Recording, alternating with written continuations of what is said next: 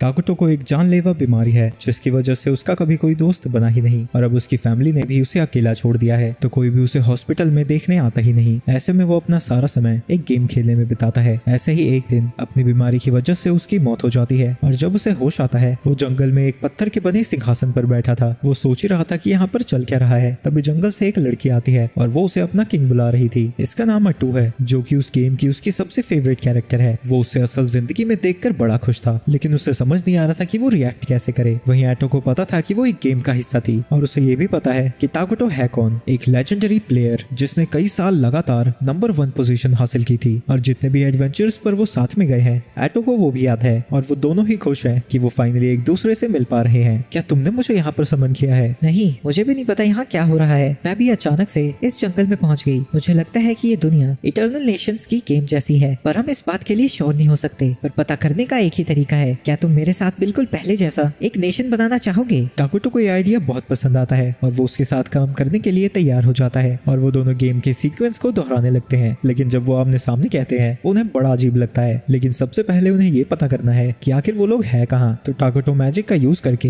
एक स्काउट को समन करता है, लेकिन जब वो उसे आमने सामने देखता है वो उसे बड़ा बदसूरत लगता है। पर दुख की बात यह है कि इसके बारे में वो कुछ नहीं कर सकता था। हमारी सिविलाइजेशन सबसे ज्यादा ईविल और खतरनाक होगी, पर हमें शुरू में ज्यादा अटेंशन नहीं चाहिए ताकि हम किसी से भिड़ ना जाएं और इसीलिए ये बग उनके काम आने वाला है। वो एक जगह पर रहकर उससे स्काउट करने को कहते हैं। पहले तो वो बग अपनी जगह से हिलता ही नहीं, तो आटो उसे याद दिलाती है कि वो उसका कमांडर है और वो धड़ाधड़ वहां से निकल जाता है। ताकुतो देखता है कि बिल्कुल गेम की तरह वो उस बग के साथ अपने विजन को शेयर कर सकता है, लेकिन ऐसा करने में उसका आधा माना खत्म हो गया। अब उसके पास सिर्फ 100 MP बची है और अगर वो अपने बेस बनाना चाहता है तो उसमें उसे 20 MP लगेगी। लेकिन ताकुतो बेस से पहले एक वॉरियर बनाना चाहता था जो कि उनके लिए लड़ेगा। फिक्र मत कीजिए, अगर आप किसी मुसीबत में पड़ेंगे तो मैं आपको बचा लूंगी। काश मैं ऐसा कह पाती। हाँ, तुम सही कह रही हो। तुम हीरो यूनिट का हिस्सा हो तो तुम समय के साथ ही ताकतवर बनोगी, पर अभी तुम्हारा लेवल सिर्फ 3 है। वहीं वो बग अभी भी अपने स्काउटिंग के काम पर लगा हुआ है, लेकिन अभी तक उसे एक भी मॉन्स्टर नहीं दिखा है। इसका मतलब ये था कि यह जगह छुपने के लिए बहुत अच्छी है, लेकिन उन्हें यह अजीब भी लगता है क्योंकि अब तक कोई जानवर या मॉन्स्टर तो दिख जाना चाहिए था। और प्रॉब्लम यह है कि अगर उन्हें कोई एनिमल नहीं दिखता है तो उन्हें खाने के लिए अपना माना स्पेंड करना पड़ेगा। अटो उससे माफी मांगती है क्योंकि वो उसके ज्यादा काम नहीं आ पा रही है। इसकी कोई जरूरत नहीं है, तुम्हारा मेरे साथ होना ही मेरे लिए बहुत है। ये सुन के आटो को बड़ा अच्छा लगता है। दूसरी तरफ स्काउट को कुछ इंटरेस्टिंग मिलता है। वो जंगल के बीचों बीच एक डार्क एल्फ सेटलमेंट को देखता है। वो ताकुतो की लोकेशन से ज्यादा दूर नहीं था। ये तो अच्छी बात है कि वो डार्क एल्फ्स हैं। वो तो ईविल के उतने खिलाफ भी नहीं होते, तो वो माइनॉग्रा किंगडम को अपोज नहीं करेंगे। लेकिन ताकुतो को लगता है कि ये प्रॉब्लम हो सकती है क्योंकि वो अपनी सिविलाइजेशन के इतनी पास एक और सिविलाइजेशन को रहने नहीं दे सकता, क्योंकि वो जितनी देर हो सके उतनी देर छुपकर वॉर को अवॉइड करना चाहता था। तो आटो कहती है कि उन्हें अपनी सिविलाइजेशन को यहाँ से मूव कर लेना चाहिए, जिसके लिए ताकुतो मान भी जाता है क्योंकि उन्होंने यहाँ पर अभी कुछ तो बनाया ही नहीं था। पर उससे पहले वो उन डार्क एल्फ्स को ऑब्जर्व करना चाहता है। लेकिन तभी आटो अपने पास किसी को सेंस करती है और वो देखते हैं कि जंगल से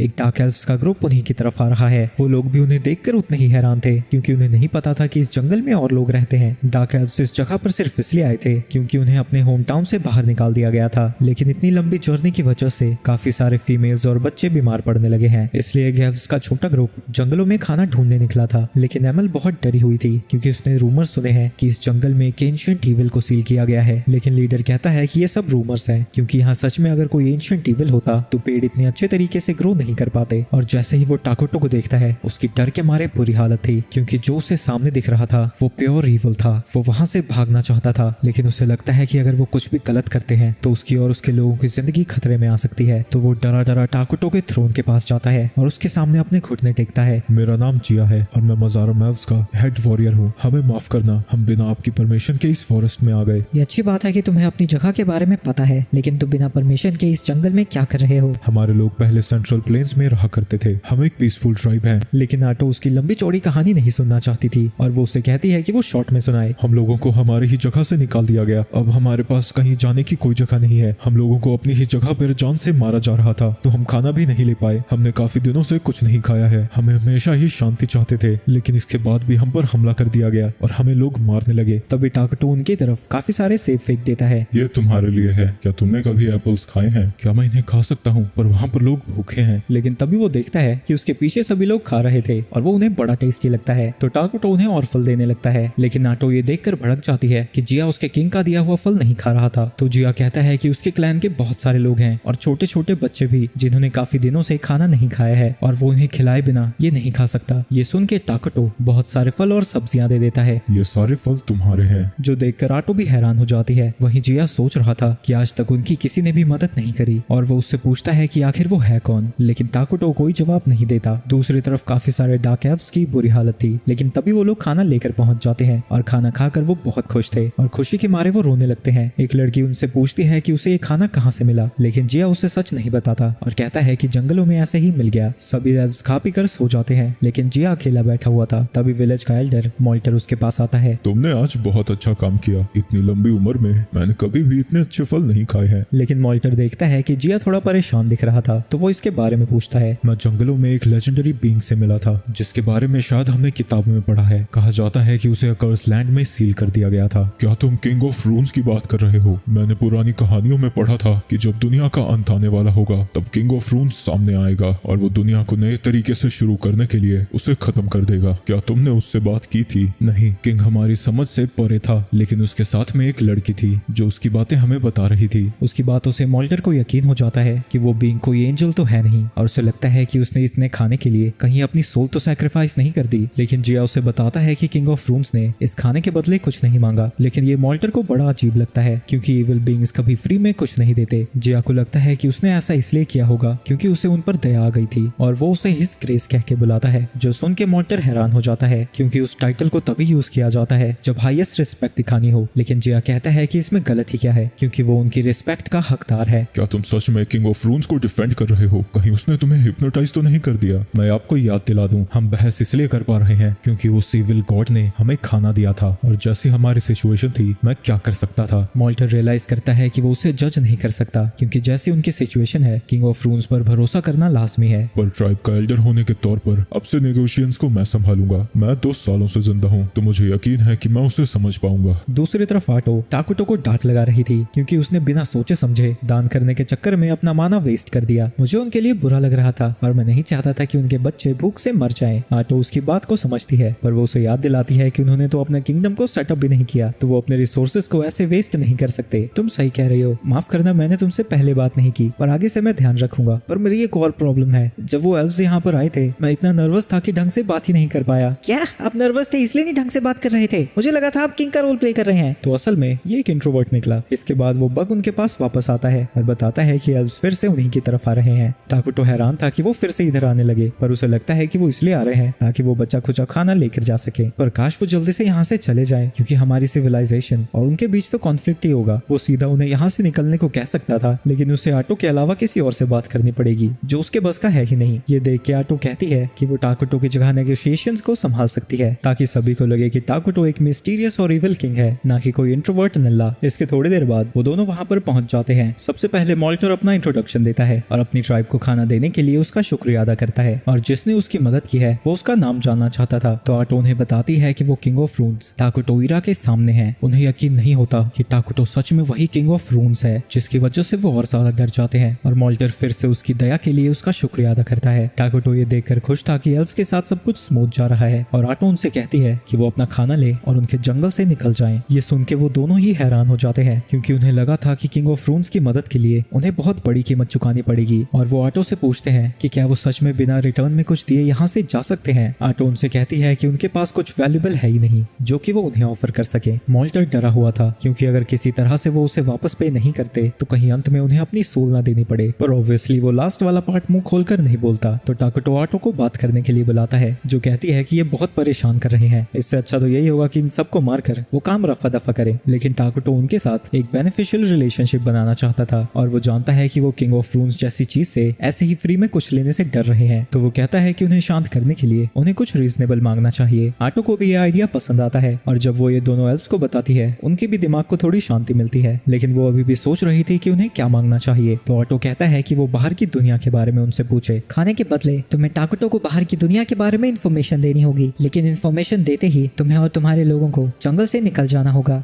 पर इसका मतलब ये होता कि सारे एल्व्स फिर से बेघर हो जाएंगे। तो मोल्टर उनसे रिक्वेस्ट करता है कि वो उन्हें यहाँ पर रहने दे। ऐसा नहीं होने वाला, और अगर तुम्हें अपनी जिंदगी प्यारी है तो तुम्हें टाकुटो के बारे में किसी को नहीं बताना है। जिया कुछ कहने वाला था क्योंकि अगर डार्क एल्व्स जंगल से निकल गए तो वो सर्वाइव नहीं कर पाएंगे, पर मोल्टर उसे रोक देता है क्योंकि वो किंग ऑफ रून्स को गुस्सा नहीं दिला सकते थे। इसके बाद वो दोनों वहाँ से जाने लगते हैं, पर टाकुटो सोच में पड़ जाता है कि क्या ये करना सही होगा होगा, क्योंकि अगर वो लोग यहाँ से निकल गए तो वो कभी भी मारे जा सकते हैं। तुम लोग मेरे सिटीजन बन जाओ। आप आखिर करना क्या चाहते हैं? मैं रिफ्यूजी स्ट्रेटजी यूज करने की सोच रहा हूँ। डार्क एल्व्स न्यूट्रल होते हैं, पर अगर हम उन्हें अपनी सिविलाइजेशन में आने देते हैं तो क्या पता गेम की तरह वो भी इविल बन जाएं। पर माइनॉग्रा के मेन सिटीजन होमोंक्यूली से वो बहुत ज्यादा अलग हैं। तुम्हें पता है ना वो कितने भद्दे दिखते हैं और उनके साथ हम बात भी नहीं कर सकते। क्या तुम हमेशा वैसे लोगों को देखना चाहोगी? मेरे किंग यहाँ पर एक सिविलाइजेशन बनाना चाहते हैं और अगर तुम किंगडम के सिटीजन बनते हो तो किंग तुम्हें प्रोटेक्ट करेंगे। वो उससे पूछते हैं कि उसकी सिविलाइजेशन ज्वाइन करने पर उन्हें क्या मिलेगा। आटो कहती है कि जब वो लोग माइनाग्रा को ज्वाइन करेंगे उन्हें इविल समझा जाएगा, लेकिन वो ज्वाइन करना चाहते हैं या फिर नहीं ये पूरा उन्हीं का डिसीजन है। लेकिन अगर वो ज्वाइन करते हैं तो उसमें काफी मजा आएगा। इसके बाद हम कुछ देर बाद का सीन देखते हैं जब टाकुटो और आटो डार्क एल्व्स के कैंप की तरफ जा रहे थे। क्योंकि उन्होंने टाकुटो के नेशन को ज्वाइन करने का डिसीजन ले लिया है तो वो सभी लोग उसके सामने झुककर उसके लिए रास्ता खाली कर देते हैं और वो उस थ्रोन की तरफ जा रहा था जो उन लोगों ने उसके लिए बनाया है। लेकिन जो भी उसके इविल ऑरा के थोड़ी भी करीब पहुंचता है वो बेहोश हो जाता है। वहीं कई लोग उसे देखकर एक्साइटेड भी थे। जिया सभी को वार्न करता है कि वो डायरेक्टली टाकुटो को ना देखें क्योंकि वो उसे रूट समझेगा, लेकिन टाकुटो को इससे कोई फर्क नहीं पड़ता था। जिसके बाद वो सभी एल्फ से कहता है कि जो भी यहाँ पर मौजूद है वो माइनॉग्रा का सिटीजन है। इतना कहते ही स्पीच खत्म हो जाती है। वहीं जिया को लग रहा था कि और भी चीजें होंगी क्योंकि अटो ने कहा था कि वो इविल बन जाएंगे, लेकिन तभी जिया कुछ फील करने लगता है। नफरत बढ़ती जाती है जिस दौरान उसके दिमाग में उसके और उसके लोगों के खिलाफ जो भी हुआ था वो सब चलता ही जा रहा था और ये सारी चीजें डार्क एल्फ ट्राइब के हर मेंबर के साथ हो रही थी। और जब ये सारी मेमोरीज खत्म होती है वो काफी रिलीव्ड फील कर रहे थे क्योंकि उनके पास टाकुटो जैसा बीइंग उन्हें प्रोटेक्ट करने के लिए है। इसके बाद माइनॉग्रा के किंगडम में कुछ दिन बीत जाते हैं, लेकिन टाकुटो के लिए चीजें अच्छी नहीं चल रही हैं क्योंकि इस कॉन्टिनेंट पर पहले ही दो बड़े नेशंस हैं। पहला है होली किंगडम ऑफ कोआलिया जो कि एक ह्यूमंस का किंगडम है जो कि होली गॉड आर्लोस को वर्शिप करते हैं, और दूसरा नेशन एल्व्स का है एलना अलायंस ऑफ एलिमेंटल्स, और वो नेचर को वर्शिप करते हैं। और अगर उन्हें उनके इविल नेशन का पता लग गया तो उनका काम तमाम हो जाएगा। इन डोमिनेंट नेशन से लड़ने के लिए उनके पास मिलिट्री पावर ही नहीं है। ये सब सोचकर वो दोनों ही बच्चों की तरह परेशान होने लगते हैं। लेकिन तभी टाकुटो सोचता है कि सारी चीजें बुरी नहीं है क्योंकि नॉर्मली माइनॉग्रा के सिटीजन्स होमंकली होते हैं जिनके दिमाग में भूसा भरा होता है, पर अब क्योंकि डार्क एल्व्स हैं तो वो शायद रिसर्च में काम आ सके। इसके बाद जिया टाकुटो के सामने ईमेल को लेकर आता है और बताता है कि वो बहुत इंटेलिजेंट है जो कि लेजेंड्स और बाकी नेशंस के बारे में बहुत कुछ जानती है। आल्टो कहती है कि वो इन तीनों को माइनॉग्रा के एडमिनिस्ट्रेशन की इंपॉर्टेंट पोजीशन देगी। वो मॉल्टर को स्टेट अफेयर्स मैनेज करने का काम देती है और जिया पहले की तरह माइनॉग्रा का हेड वॉरियर रहेगा, तो फोर्सेस को कमांड करना और नए सोल्जर्स को रिक्रूट करने का भी काम उसी का होगा। ये सुन के जिया खुश हो जाता है और कहता है कि जो भी टाकुटो के रास्ते में होगा वो उसे जान से मार देगा। ये सुनकर टाकुटो थोड़ा घबरा जाता है और आटो उन्हें याद दिलाती है कि वो पीस पसंद करता है तो उन्हें फालतू में किसी से झगड़ा नहीं करना है। जिया को यकीन नहीं होता कि किंग ऑफ रून्स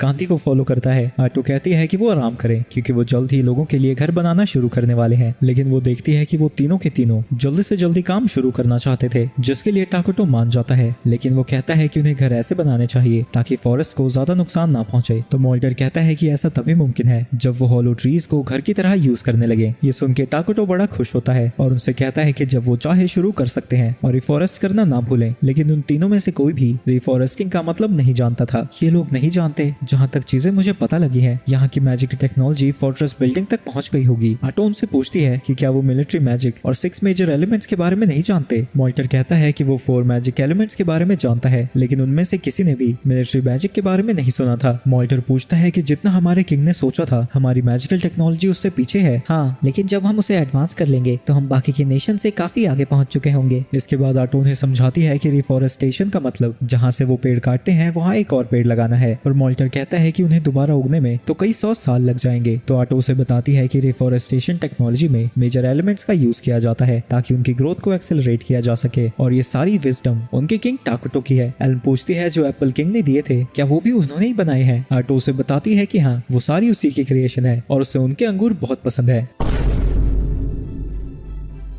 एमल कहती है कि जो पर्पल वाले फ्रूट्स थे वो उसे बहुत अच्छे लगे थे तो उसने उसके बीज प्लांट कर दिए और वो अब उगने भी लगे हैं। टाकुटो सोचता है कि जो फ्रूट्स उसने क्रिएट किए थे वो दूसरी दुनिया के थे, यानी वो इमरजेंसी प्रोडक्शन का यूज करके वो ऐसी चीजें भी बना सकता है जो इस गेम में एग्जिस्ट नहीं करती, और इस बात को कंफर्म करने के लिए वो एक कॉइन को क्रिएट करता है। इसका मतलब ये है कि मैं इस पावर से गन पाउडर, बेस मेटल्स, यहाँ तक की ऑयल भी बना सकता हूँ। इस दुनिया का सऊदी अरेबिया और अमेरिका मैं ही बनूंगा, पर उसके लिए मुझे बहुत सारा माल माना चाहिए, फिर तो पूरी दुनिया पर मेरा ही राज राज होगा। दूसरी तरफ होली नेशन को मेक इविल प्रेजेंस के बारे में पता लगा है, तो होली सेंट और बिशप कुछ नाइट्स के साथ वहां जा रहे हैं ताकि वो उसे इन्वेस्टिगेट कर सके। वही नाइट्स ने कहानियां सुनी है कि सेंट के पास स्पेशल पावर होती है, लेकिन जो चीजें उन्होंने अभी तक देखी हैं वो बिल्कुल एक नॉर्मल लड़की जैसी लगती है। लेकिन जब उनके ऊपर कुछ गॉब्लिन्स हमला कर देते हैं, वो सेंट अपनी पावर्स का उनके ऊपर यूज करती है और एक ही झटके में सभी गॉब्लिन्स को होली फ्लेम से जलाकर राख कर देती है। उसकी पावर्स को देखकर नाइट्स भी हैरान थे और बिशप बताता है कि सेंट की एबिलिटी की वजह से ही वो एल्फ से इतने अच्छे रिलेशन को मेंटेन कर पा रहे हैं और अपने किंगडम से सभी इविल को दूर रखा है। इसलिए सोलेना कॉन्टिनेंट के 7 ग्रेट सेंट्स में से एक है। आगे सोलेना बिशप से पूछती है कि जो अकर्स लैंड में उसने सेंस किया था उसे इन्वेस्टिगेट करने के लिए उसने किसे भेजा है, पर बिशप कहता है कि वो पैलेडिन्स को उसे इन्वेस्टिगेट करने के लिए नहीं भेज सकता। वो लैंड डार्क कॉन्टिनेंट के अंदर आता है, वहां जाने के लिए कभी भी सेंट्रल चर्च नहीं मानेगा। ये सुन के सोलेना कहती है कि तो वो खुद चली जाएगी, तो बिशप हार मानकर कहता है कि वो अपने कुछ सोल्जर्स को भेज देगा। दूसरी तरफ आटो सभी एल्फ से कहती है कि वो कंस्ट्रक्शन शुरू कर सकते हैं। वहीं उन लोगों ने टाकुटो का सिंहासन और भी ज्यादा बड़ा कर दिया है और वहां पर एक छत भी डाल दी है और अब टाकुटो को बाहर नहीं सोना पड़ेगा। तभी उसके किंगडम के एडमिनिस्ट्रेटर्स वहां पहुंच जाते हैं क्योंकि आज उनकी डोमेस्टिक फेयर मीटिंग है। साथ ही उन्होंने टाकुटो के लिए नए क्लोथ्स डिजाइन करना भी पूरा कर दिया है। जैसा कि उसने कहा था, नए कपड़े पहनकर टाकुटो बड़ा खुश हो जाता है क्योंकि वो कब से हॉस्पिटल के कपड़े पहन रहा था। भाई ये किस तरह के कपड़े हैं? ये क्या टाइगर श्रॉफ और रणवीर को कंपटीशन देना चाहता है? इसके बाद वो मीटिंग को शुरू करने वाले थे, लेकिन तभी वो लोग देखते हैं कि टाकुटो बहुत ज्यादा एक्साइटेड था और सारी चीजों को एंजॉय कर रहा है। तो आटो कहती है कि मीटिंग को वो शुरू करेगी और जब किंग रेडी होगा वो वहां पर आ जाएगा। सबसे पहले मॉल्टर आटो से पूछता है कि उन्हें किस तरह की बिल्डिंग को कंस्ट्रक्ट करना चाहिए क्योंकि थ्रोन रूम के अलावा उन्होंने कुछ नहीं बनाया है, बस बेसिक काम जैसे जमीन को बराबर किया है। आटो कहती है कि उन्हें सबसे पहले फूड प्रोडक्शन फैसिलिटी बनानी चाहिए क्योंकि उन लोगों का पेट भरा रखना ज्यादा जरूरी है। जिया उससे पूछता है कि टाकुटो तो उनके लिए खाना बना ही सकता है, तो उन्हें उसकी फिक्र करने की क्या जरूरत है? हम खाने के लिए हमेशा उनके ऊपर डिपेंड नहीं कर सकते, जब वो यहाँ पर नहीं होंगे तब हम क्या करेंगे? जिसके बाद वो एक अजीब सी चीज दिखाती है और उन्हें बताती है कि ये फ्लैश ट्री है। उसे देखकर सभी लोग घबराए हुए थे, लेकिन आटो की एक्सप्लेनेशन उन्हें और ज्यादा डरा देती है क्योंकि एक तरह का ये स्पेशल मीट उगाता है जो कि ह्यूमन मीट जैसा लगता है। लेकिन सभी लोग उसे बताते हैं कि ज्यादातर एल्फ ऐसा मीट नहीं खाना चाहेंगे जो कि ह्यूमन मीट जैसा लगता हो। तो टाकुटो कहता है कि वो सही कह रही है, सबकी पसंद अलग होती है और वो उनके लिए भी कुछ करेंगे। और उनकी मीटिंग का अगला टॉपिक रिसर्च है। उनकी नेशन बहुत छोटी है और अगर वो जल्दी से आगे बढ़ना चाहते हैं तो उन्हें नई टेक्नोलॉजी का इजाद करना होगा। आटो कहती है कि वो लोग मिलिट्री टेक्नोलॉजी पर काम करेंगे। नॉर्मल मैजिक एक साथ लगभग दर्जन के आसपास लोगों को अटैक करना परमिट करता है, जो कि मॉल्टर अभी कर ही सकता है, लेकिन मिलिट्री मैजिक एक साथ हजारों लोगों पर अटैक कर सकता है, यहाँ तक कि वो लोग जमीन को बदल सकते हैं ताकि वॉर में उन्हें एडवांटेज मिल सके। मॉल्टर ये सब सुन के एक्साइटेड हो जाता है, तो वो कहता है कि वो इस रिसर्च को खुद हैंडल करेगा और आखिरी बारी मिलिट्री प्लानिंग की थी। जिया कहता है कि वो तुरंत ही आर्मी को ट्रेन करना शुरू कर देगा, लेकिन टाकुटो उसे रोक देता है क्योंकि मिलिट्री नेशन में ज्यादा कुछ कंट्रीब्यूट नहीं करती और अभी तो बस वो रिसोर्सेज खाएगी। वैसे भी अगर वो आर्मी बना भी लेते हैं तो उनके नंबर इतने नहीं है कि वो किसी को हरा सकें। लेकिन जिया कहता है कि अगर उनके पास आर्मी नहीं होगी तो वो उसे प्रोटेक्ट कैसे करेंगे? ऊपर से जिया और मॉल्टर के ऊपर बाउंटीज है क्योंकि वो डार्क एल्व्स के लीडर हैं। टाकुटो सिचुएशन को समझ जाता है, लेकिन वो अपने रिसोर्सेज को आर्मी बनाने में नहीं लगाना चाहता था, तो वो कहता है कि वो सब कुछ एक हीरो बनाने में लगाएंगे, जिसके लिए आटो भी मान जाती है क्योंकि भले ही हीरो बनाने की प्रोडक्शन कॉस्ट ज्यादा है, लेकिन एक इंसान को खिलाना पिलाना एक आर्मी से बहुत ज्यादा आसान है। ये सब सुन के बाकी लोग कंफ्यूज हो जाते हैं और वो लोग आटो से पूछते हैं कि हीरो से उनका क्या मतलब है। आटो उन्हें बताती है कि माइनाग्रा के कुछ हीरोज हैं जो कि किंग को सर्व करते हैं। वो बहुत ज्यादा पावरफुल हैं और उनकी एबिलिटीज भी कमाल कर है और वो थोड़े सन के भी हैं, तो उनसे डील करना कभी कभी मुश्किल हो जाता है। किसी भी हीरो को समन करने के लिए हमें कई सारी कंडीशंस को पूरा करना पड़ता है, पर जिस हिसाब से अपनी प्रोग्रेस चल रही है वो जल्दी एक हीरो को समन कर पाएंगे और एक हीरो को समन करना आर्मी जितनी बड़ी बात नहीं है, तो हमारा किंगडम छुपा रह सकता है। और अभी के लिए उनके मीटिंग के सारे टॉपिक्स खत्म हो जाते हैं। माइनाग्रा के लोगों की हैप्पीनेस टाकुटो के लिए बहुत ज्यादा इंपॉर्टेंट है क्योंकि वो जितने ज्यादा खुश होंगे उसको माना उतना ही ज्यादा मिलेगा। दूसरी तरफ वैम्पायर में जूनियर पैलेडिन लोर्नियस प्रे कर रहा था, तभी वहाँ हाई पैलेडिन वेल्डस आता है जो कि उससे बात करना चाहता था। वेल्डस देखता है कि उसके गले में एक वेडिंग रिंग है, यानी घर पर उसका एक फैमिली इंतजार कर रही होगी। वो उससे पूछता है कि उसकी फैमिली कैसी है, तो लोर्नियस बताता है कि उसकी एक वाइफ है मार्शा और एक बेटी जिसका नाम मीना है, पर इससे ज्यादा वो अपनी पर्सनल लाइफ के बारे में बात नहीं करना चाहता। लोर्नियस ने सुना था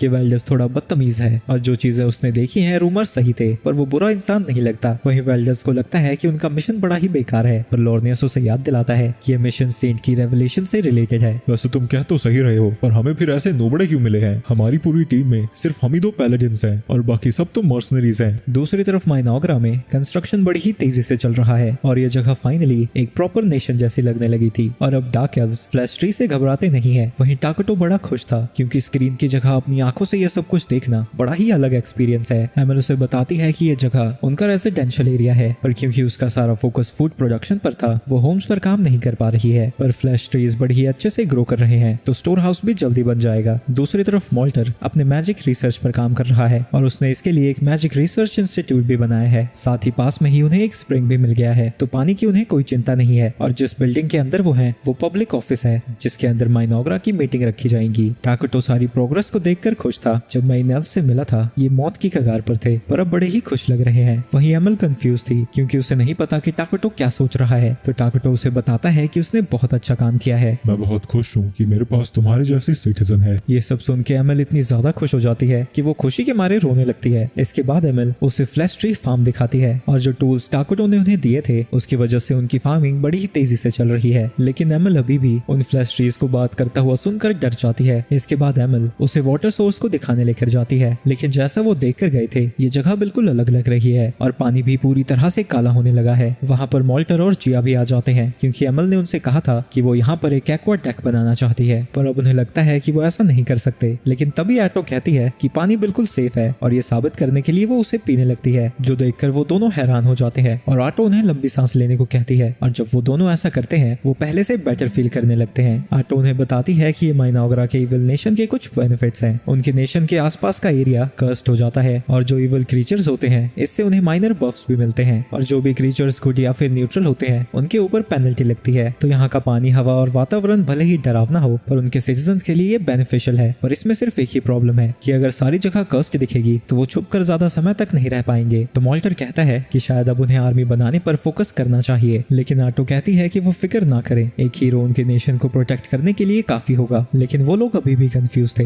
भला एक हीरो करेगा क्या। तो वो उन्हें अपनी पावर्स दिखाती है। उसके पीछे से टेंटिकल्स बाहर आते हैं और उसके पीछे के सारे पेड़ों को डिस्ट्रॉय कर देते हैं जो देखकर सभी लोग हैरान थे। आटो उन्हें बताती है कि वो भी एक हीरो है और क्योंकि वो यहाँ पर काफी समय से है उसकी ताकत अब वापस आने लगी है लेकिन वो अभी भी अपने प्राइम जितनी ताकतवर नहीं हुई है। पर मेन बात यह है कि हीरो समय के साथ स्ट्रॉन्ग होते रहते हैं तो जब तक उनका सामना किसी बड़ी मुसीबत से नहीं होता उन्हें नेशन को आगे बढ़ाने में कोई भी तकलीफ नहीं होगी। लेकिन टाकुटो आटो पर गुस्सा भी था क्योंकि सिर्फ अपने पावर को दिखाने के लिए उसे उन पेड़ों को डिस्ट्रॉय करने की कोई जरूरत नहीं थी। वहीं ये सब देखकर वो दोनों टाकुटो से और भी ज्यादा इंप्रेस हो जाते हैं और वो उसके लिए एक पैलेस बनाना चाहते थे। पैलेस? वो तो बस रिसोर्सेज की बर्बादी है, मुझे उसकी कोई जरूरत नहीं है। लेकिन वो तीनों कहते हैं कि वो बहुत जरूरी है कि उसके पास एक कासल हो वरना उन्हें बहुत बुरा लगेगा। ये सब सुनकर आखिरकार टाकुटो मान जाता है और वैसे भी वो फ्यूचर में एक फ्लोटिंग कासल भी बनाने वाला था और अभी चीजें स्मूथ चल रही है तो उन्हें शुरुआत अभी ही कर देनी चाहिए। लेकिन वो लोग ये नहीं जानते थे कि पैलेडिन सब धीरे धीरे उनकी तरफ आ रहे हैं और जब वो माइनॉग्रा पहुंचेंगे उनके लिए मुसीबत खड़ी हो जाएगी। रास्ते में लोनियस वर्डल को बताता है कि ज्यादातर बारबेरियंस नॉर्थ में गए हुए हैं क्योंकि होली किंगडम ऑफ क्वालिया के नॉर्थर्न प्रोविंस में अचानक से ही बारबेरियंस आ गए हैं और इसी वजह से वहां पर सेंट और उसकी आर्मी को भेजा गया है। लेकिन इसके बावजूद भी उन्हें बारबेरियंस को कंट्रोल करने में काफी मुश्किल हो रही है। जिसके बाद एक मर्सनरी कहता है कि वो वहां पर इसलिए नहीं गए क्योंकि उन्होंने सुना है कि वहां पर एक विच है। रात को वो आराम करने के लिए एक जगह पर रुक जाते हैं जहां लोनियस बार्गो से विच के बारे में पूछता है। बार्गो ने सुना है कि नॉर्थ में जो कुछ भी हो रहा है वो एक विच की वजह से हो रहा है लेकिन लोनियस को इस पर यकीन नहीं होता। पर बार्गो कहता है कि इन्वेस्टिगेशन के लिए दो होली नाइट्स को भी भेजा गया है तो ये भी उस विच से रिलेटेड तो नहीं है। वर्डल उसे बताता है कि ऐसा कुछ भी नहीं है, डार्क एल्व्स भागकर उस जंगल में चले गए थे तो वो उन्हीं को इन्वेस्टिगेट करने जा रहे हैं। जिसके बाद वर्डल कहता है कि अगर उन्हें कुछ खतरनाक मिल भी जाता है तो वो बस वहां से भाग जाएंगे। पर लोनियस को ये बात पसंद नहीं आती और उसे लगता है कि अगर उन्हें कुछ इविल दिखता है तो उन्हें अपनी जान को खतरे में डालकर उसे खत्म कर देना चाहिए। वर्डल उसे समझाता है कि वो ग्लोरी के पीछे ना भागे, ऐसी सिचुएशन जरूर आएगी जब उन्हें अपनी जान को खतरे में डालना पड़ेगा लेकिन वो डिसीजन सोच समझ कर लेना होगा। उन सबके पास फैमिली है जिन्हें इनकी जरूरत है जो कि जीने के लिए एक अच्छा रीजन है। दूसरी तरफ टाकुटो सभी एल्व्स को इकट्ठा करता है जहां वो फ्लैश ट्री की मदद से उसी क्रीचर को फिर से बना देता है जो देखकर सभी एल्व्स हैरान हो जाते हैं क्योंकि टाकुटो ने अपनी ताकत से एक नई जिंदगी बना दी थी। पर आटो कहती है कि ये उसके मास्टर की पावर की एक छोटी सी झलक है तो उन्हें अपनी जिंदगी को उसकी सेवा में ही लगा देना चाहिए। इसके बाद वो अपने थ्रोन रूम में वापस जाता है जहां वो खुश था कि लोगों ने ज्यादा सवाल नहीं पूछे और वो इस बात से भी खुश है कि यूनिट को बनाने के लिए उन्हें सिर्फ सामान इकट्ठा करना है और उसमें माना डालना है और अगर वो ऐसा कर सकते हैं तो हीरोज को भी समन कर सकते हैं लेकिन इसके लिए उन्हें बहुत ज्यादा माना और रिसोर्सेज की जरूरत होगी। आटो उसे पूछती है कि सबसे पहले वो कौन से हीरो को समन करना चाहता है। मैं सबसे पहले बग्स की क्वीन इसला को समन करूंगा, वो हमारे इंसेक्ट यूनिट्स को और ज्यादा पावर दे सकती है, वो लार्वा यूनिट्स भी बना सकती है जिससे हमारे पास और भी ज्यादा वर्कर्स हो जाएंगे। और ऊपर से इसला की परफॉर्मेंस वॉर और डोमेस्टिक अफेयर्स में बहुत अच्छी है। वैसे भी उसके अलावा हम किसी और को अभी नहीं बुला सकते। सबकी पर्सनैलिटीज बहुत ज्यादा बुरी हैं। कोई पूरी दुनिया पर कब्जा करना चाहता है तो कोई पूरी दुनिया को तबाह करना चाहता है। दूसरी तरफ होली नाइट्स और मर्सनरीज के सामने एक हिल जायंट आता है। लोनियस सभी को उससे फाइट करने के लिए तैयार कर रहा था,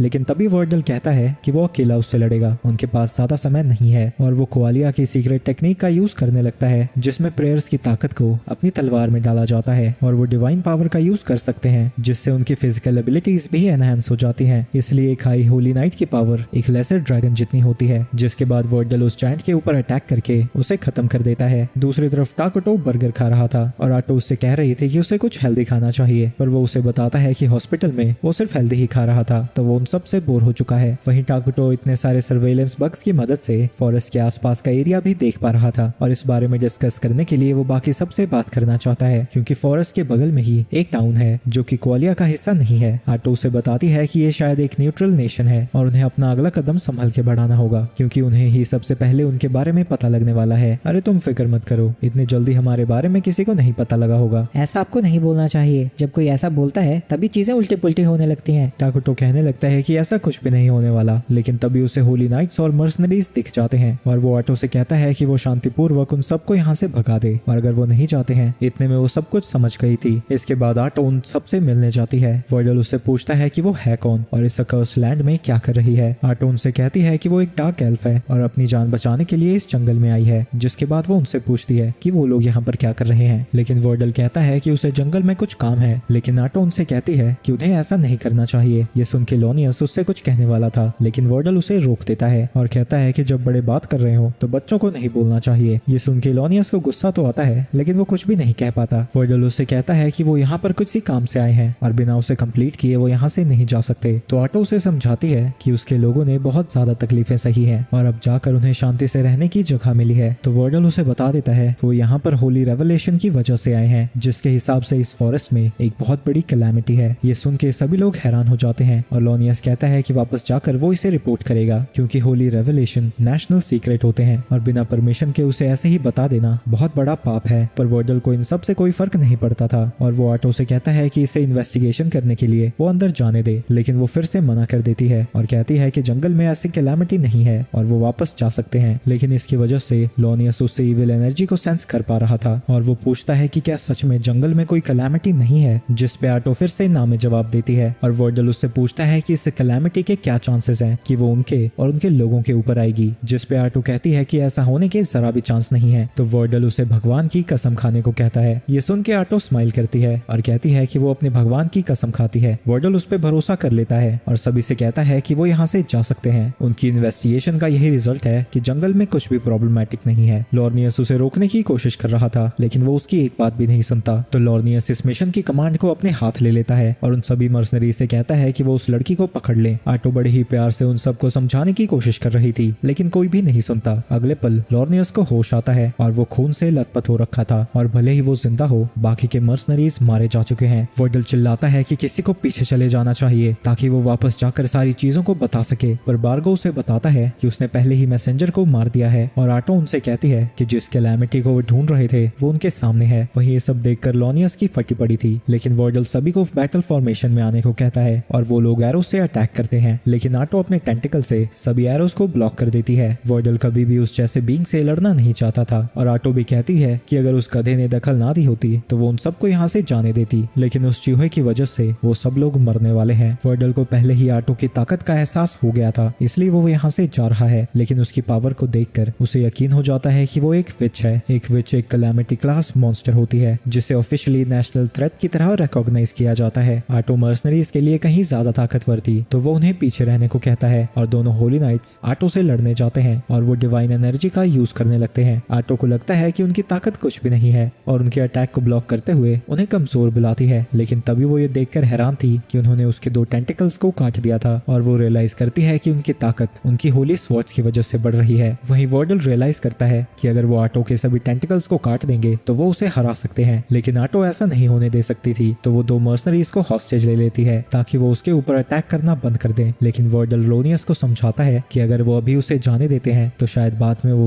उनके किंगडम पर अटैक कर देगी, तो वो उससे लड़ना करना जारी रखते हैं और अटैक करके हॉस्टेजेस के साथ साथ उसके टेंटिकल्स भी काट देते हैं। आटो ये देखकर हैरान थी कि वो अपने साथियों को इतनी आसानी से काटने को तैयार हो गए और अब वो बुरी तरह से डर रही थी। ऐसा सिर्फ उन दोनों को लगता है क्योंकि ये सारी चीजें उसके लिए बस एक गेम थी। अगले ही पल में उसने वर्डल को अपने टेंटिकल से टांग दिया था जो कि उसने जमीन के अंदर से बाहर निकाले थे। वर्डल लोनियस से कहता है कि उसे यहाँ से भाग जाना चाहिए और उसके एक सेकंड बाद एक टेंटिकल उसके सर में घुस जाता है। ये सब देखकर लोनियस हैरान था क्योंकि उन्होंने तो आटो के सारे टेंटिकल्स काट दिए थे। पर मैंने कब कहा कि मैं उन्हें दोबारा नहीं उगा सकती? दोबारा उगाना छोड़ो, मैं जितने मर्जी टेंटिकल्स ला सकती हूँ। मैं तुम्हारे साथ बस खेल रही थी। लोनियस सभी मर्सनरीज से कहता है कि वो चारों तरफ भाग जाएं। अगर वो अलग अलग डायरेक्शन में जाते हैं तो शायद उनके पास बचने का चांस हो, लेकिन आटो उनका पीछा भी नहीं करती क्योंकि उसे इतनी मेहनत करने का कोई शौक नहीं था और अगर वो पहले चले गए होते तो उसे अपनी इतनी एनर्जी भी ना वेस्ट करनी पड़ती। वहीं लोनियस पीछे रुक गया था ताकि वो आटो को उनके पीछे ना जाने दे। लोनियस फिर से अपनी होली स्वॉर्ड टेक्निक की मदद से आटो के ऊपर अटैक करने जाता है, लेकिन तभी वो ये देखकर हैरान था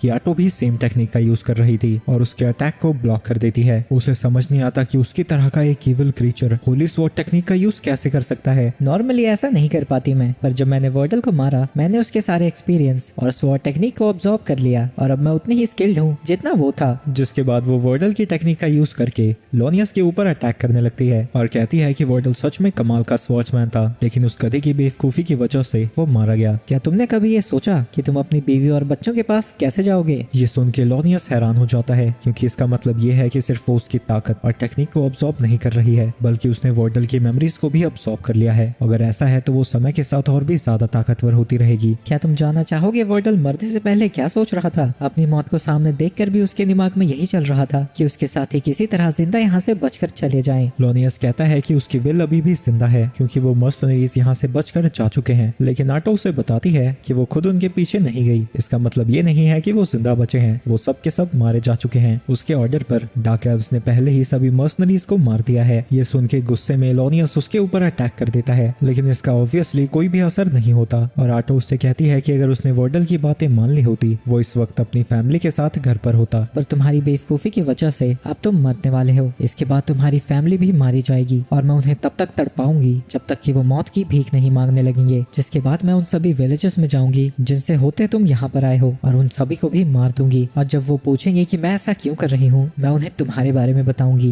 ये सब कुछ तुम्हारी वजह से होगा। तुम एक अच्छे इंसान हो, भगवान में विश्वास रखते हो और अपनी फैमिली से प्यार करते हो, पर मुझे ऐसे ही इंसानों से नफरत है जो हमेशा खुद को सही मानते हैं। जिसके बाद वो उसे मार देती है और बाकी एल्व्स जाकर उसे बताते हैं कि उन्होंने बाकी सभी लोगों को भी मार दिया है। जिया उससे पूछता है कि जो वो सब कह रही थी वो सच में करने वाली है, पर आटो उससे कहती है कि वो बस मजाक कर रही थी, वो भला ये सारी चीजें क्यों करेगी। और अब उसे यहाँ से जल्दी से जाना था क्योंकि उसे अपने मास्टर को कोई चीज बतानी है। फाइट के शुरू होने से पहले वर्डल ने आटो को एक विच बुलाया था जबकि वो एक हीरो है और उसने नॉर्थ में विच होने के बारे में भी कुछ कहा था, लेकिन टाकुटो ने गेम में कभी भी विच क्लास के बारे में नहीं सुना था, तो उन्हें लगता है कि ये दुनिया उनके गेम से अलग है। लेकिन इस चीज का आटो को फायदा भी हो रहा है क्योंकि गेम में वो बस हराए हुए अपोनेंट्स की एबिलिटीज को छीन पाती थी, लेकिन अब वो उनकी मेमोरीज को भी छीन सकती है, जिसकी वजह से बिना कुछ किए उन्हें कोआलिया की सिचुएशन का भी पता लग गया है। उनकी ज्यादातर आर्मी अभी नॉर्थ में फंसी हुई है और वो लोग विच के बारे में भी ज्यादा नहीं जानते। बस उन्हें इतना पता है कि वो एक बड़ी आर्मी जितनी तबाही मचा रही है और वो लोग उसे अराकिनो द स्लर्पिंग विच के नाम से जानते हैं। इसके बाद हम विच को देखते हैं जिसने चारों तरफ तबाही मचा रखी है और वो मरे हुए लोगों को भी कंट्रोल कर सकती है। वहीं टाकुटो को लग रहा था कि नॉर्थन विच कुछ समय पहले ही वहां पर आई है, तो शायद वो भी उन्हीं की तरह इस दुनिया में भेजी गई है और उसकी ताकत भी एक हीरो यूनिट जितनी है। उसके एक्शन से वो भी इविल लग रही है, तो टाकुटो उससे बात नहीं करना चाहता था, पर क्योंकि उसकी ताकत एक हीरो जितनी है वो भी अपने हीरो को समन करना चाहता है और वो अब इसला की जगह एक कॉम्बैट वाले हीरो को समन करना चाहता है। वहीं टाकुटो अब अपनी पॉलिसीज को चेंज करना चाहता है क्योंकि वो विच और कोआलिया उनके दुश्मन होने वाले हैं, तो उनके साथ भी एक नेशन होनी चाहिए। ईस्ट की न्यूट्रल नेशन उनका साथ जरूर देगी अगर इसमें उसका फायदा होगा। और पैलेस के कंप्लीट होने के बाद वो उस नेशन को इन्वेस्टिगेट करना चाहता है, जिस दौरान वो अपनी फोर्सेस की ताकत को भी बढ़ाएगा। दूसरी तरफ ईस्ट की एक सिटी में बारबेरियंस अटैक कर रहे हैं, तभी स्टाफ होल्डर उन बारबेरियंस के ऊपर लाइटनिंग से अटैक कर देती है और सबसे कहती है कि वो जल्दी से रीइंफोर्समेंट्स को लेकर आए। वहीं आटो थोड़ी दुखी थी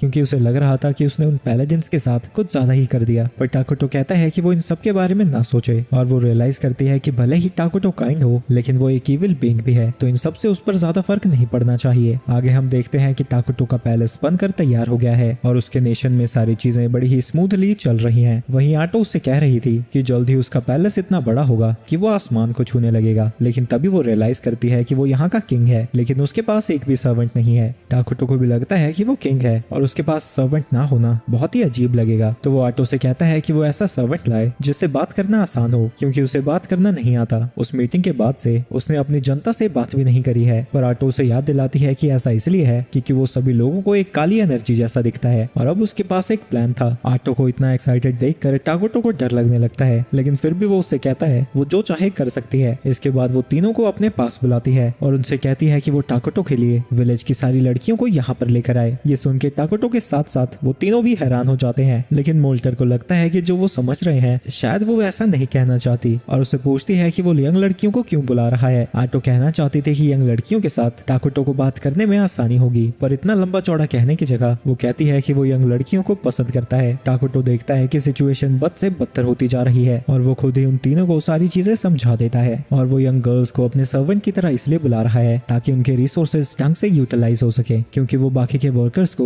उनके इंपॉर्टेंट काम से नहीं हटाना चाहता। तो वो बच्चे जो बाकी के काम नहीं कर सकते वो उसके सर्वेंट बन सकते हैं और वो बच्चों से बात करने के लिए और खेलने के लिए एक्साइटेड था, लेकिन उसने एक चीज के बारे में नहीं सोचा था कि वो सभी नॉर्मल लोगों को भयानक दिखता है, जिसकी वजह से सारे बच्चे रो रहे थे। इन सब की वजह से टाकुटो को बहुत बुरा लग रहा था, लेकिन विलेज में ऐसे कोई बच्चे हैं ही नहीं जो कि किंग को देखकर नहीं डरेंगे। तो जिया मोल्टर से पूछता है कि क्या उसने किंग को ट्विन से मिलवाया है, पर मोल्टर कहता है कि वो किंग के लिए डिसरिस्पेक्टफुल होंगे और आटो के पूछने पर बताता है कि वो दोनों बच्चियां अनाथ हैं और भले ही वो तेज हैं पर मुसीबत खड़ी करती रहती हैं। आटो को लगता है कि अगर वो समझदार हैं तो किंग की सर्वेंट तो बन ही सकती है और वो उन्हें बुलाने को कहती है। इसके कुछ देर बाद वो दोनों ट्विंस पैलेस में पहुंच जाती है, जिनमें से एक का नाम कारिया है और दूसरी का मारिया। और जहां कारिया पूरी रिस्पेक्ट के साथ बात कर रही थी, मारिया टाकुटो से ऐसे बात करने लगती है जैसे वो उसका बिछड़ा हुआ दोस्त हो। आटो कारिया से उसके शरीर वाले निशान के बारे में पूछती है। कारिया बताती है कि कुछ समय पहले उसे एक बीमारी हुई थी और भले ही वो ठीक हो गई है, लेकिन वो निशान अभी भी उसके शरीर पर हैं। जिसके बाद आटो पूछती है कि मारिया के साथ क्या हुआ था। कारिया बताती है कि उसके साथ बहुत भयानक हुआ था, उसने अपनी माँ को खा लिया। हम लोग उनकी मदर के सैक्रिफाइस को कभी भी नहीं भूल पाएंगे। ये सुन के टाकुटो याद करता है कि वो एल्स काफी लंबे समय से ट्रैवल कर रहे थे, यानी जब उनके लोग भूखे पड़े थे तो उनकी मदर ने खुद को सैक्रिफाइस कर दिया और जबरदस्ती अपनी माँ को खाने के बाद मारिया का दुनिया की तरफ नजरिया ही बदल गया है, जिसकी वजह से आटो को लगता है कि वो टाकुटो के लिए एक अच्छी सर्वेंट नहीं बनेगी। लेकिन तभी मारिया उसकी तरफ जाने लगती है और कहती है कि उससे टाकुटो बिल्कुल सफेद दिखता है। ये सुन के टाकुटो हैरान हो जाता है क्योंकि ज्यादातर लोग उसे ब्लैक एनर्जी की तरह देखते हैं। क्या तुम मुझे सर्व करने के लिए तैयार हो? मारिया कहती है कि वो अपनी पूरी कोशिश करेगी। जिसके बाद वो कारिया से पूछता है। वो कहती है कि उसकी छोटी बहन होने के नाते वो भी उसके साथ आएगी। तो ये तय हुआ, अब से तुम दोनों मेरा ध्यान रखोगी। उन दोनों के वहाँ से जाने के बाद मोल्टर उसके पास आता है और उसे बताता है कि उनकी मदर के मौत के बाद से उन्होंने कोई भी इमोशन फील नहीं किया था। तो वो टाकुटो से रिक्वेस्ट करता है कि वो उनके साथ पेशेंट रहे। इसके बाद वो दोनों अपनी ड्यूटीज को शुरू कर देते हैं, पर जब मारिया उसके लिए पानी ला रही थी वो गलती से पानी उसके ऊपर ही गिरा देती है। कारिया उसे पोंछते हुए फिर से माफी मांगने लगती है और हमें पता चलता है कि ये पहली बार नहीं हुआ है। उसी वक्त वहाँ पर आटो भी पहुंच जाती है और मारिया को डांट लगाने लगती है, लेकिन टाकुटो उससे कहता है कि वो उनके ऊपर इतना गुस्सा ना करे। तो वो शांत हो जाती है और टाकुटो को बताती है कि उसे एक मीटिंग में जाना है और क्योंकि वो दोनों उसके अटेंडीज हैं तो वो भी उसके साथ जाएंगी। इसके बाद वो सभी लोग मीटिंग में पहुंच जाते हैं, जहां सबसे पहले रिपोर्ट एमल देती है। वो बताती है कि पैलेस का कंस्ट्रक्शन पूरा हो गया है, तो काफी वर्कर्स फ्री हैं और सामान भी काफी पड़ा हुआ है, तो वो नए प्रोजेक्ट पर काम करने के लिए तैयार हैं। तो टाकुटो और आटो उससे कहते हैं कि वो क्लिनिक पर काम करना शुरू कर सकती है। जिसके बाद मोल्टर की बारी थी, जो उन्हें बताता है कि उसने मिलिट्री मैजिक बना लिया है और ट्रेनिंग के बाद बाकी के लोग भी उसे कास्ट कर पाएंगे और वो उस रून माना का यूज करके जो कि पैलेस बनाता है उससे पावरफुल मैजिक को भी कास्ट कर सकते हैं। आटो उसे कहती है कि अभी के लिए वो मैजिक स्किल ट्री के 6 मेजर एलिमेंट्स पर रिसर्च पर फोकस करे। इसके बाद जिया बताता है कि आर्मी के पास टोटल 5 स्काउट बग हैं। वो फॉरेस्ट के एरिया की बाहर की जांच नहीं कर पा रहे हैं क्योंकि वो पूरा एरिया प्लेन है और अगर वो वहाँ बग्स को भेजते हैं तो उनके बारे में लोगों को पता लगने का खतरा बढ़ जाएगा। आटो उसे कहती है कि फॉरेस्ट के बारे में उन्हें जितना पता लगना था पता लग चुका है, तो वो सारे बग्स को फॉरेस्ट की बाउंड्री के पेट्रोल पर लगा दे। मीटिंग को खत्म करके टाकुटो वापस आ रहा था, लेकिन तभी मारिया उससे टकरा जाती है और सारे मीटिंग के डॉक्यूमेंट्स नीचे गिर जाते हैं। कारिया आकर उससे माफी मांगती है और पेपर को उठाने में मदद करने लगती है, लेकिन उठाने के चक्कर में वो एक पेपर को फाड़ देते हैं। उन्हें लगता है कि टाकुटो उन पर गुस्सा करेगा, लेकिन वो उनसे कहता है कि वो इसके बारे में ज्यादा ना सोचे और अपने थ्रोन पर जाकर बैठ जाता है। इसके बाद वो दोनों उसके पास आती है और पूछती है कि क्या वो बुरा इंसान है, क्योंकि वो लगातार इतनी गलतियां कर रही है और अगर कोई बुरा इंसान होता तो वो उन्हें मार चुका होता। तुम्हें क्या लगता है अच्छे और बुरे इंसान में क्या फर्क होता है? एक अच्छा इंसान बस अच्छे काम करता है और बुरा इंसान इंसान सिर्फ बुरे काम करता है। तुम आज ही सही हो। अच्छे इंसान को हमेशा अच्छे काम करना और सच बोलना पड़ता है, लेकिन बुरा इंसान हमेशा बुरे काम नहीं करता। वो बस मतलबी होते हैं जो बिना दूसरों की फीलिंग के बारे में सोचे अपने मतलब की चीजें करते हैं। तो मैं चाहूँ तो तुम्हारे साथ जितना मर्जी काइंड हो सकता हूँ। वैसे भी मुझे पता है कि तुम लोग जानबूझकर गलतियाँ कर रहे हो। वो उसे बताते हैं कि वो सारी गलतियां इसलिए कर रहे थे ताकि वो गुस्से में आकर उनकी जान ले ले, क्योंकि जो उन्होंने किया है उन्हें नहीं लगता वो जीना डिजर्व करते हैं। मैं जानता हूँ जिस चीज से तुम गुजरे हो उसके बाद जीना मुश्किल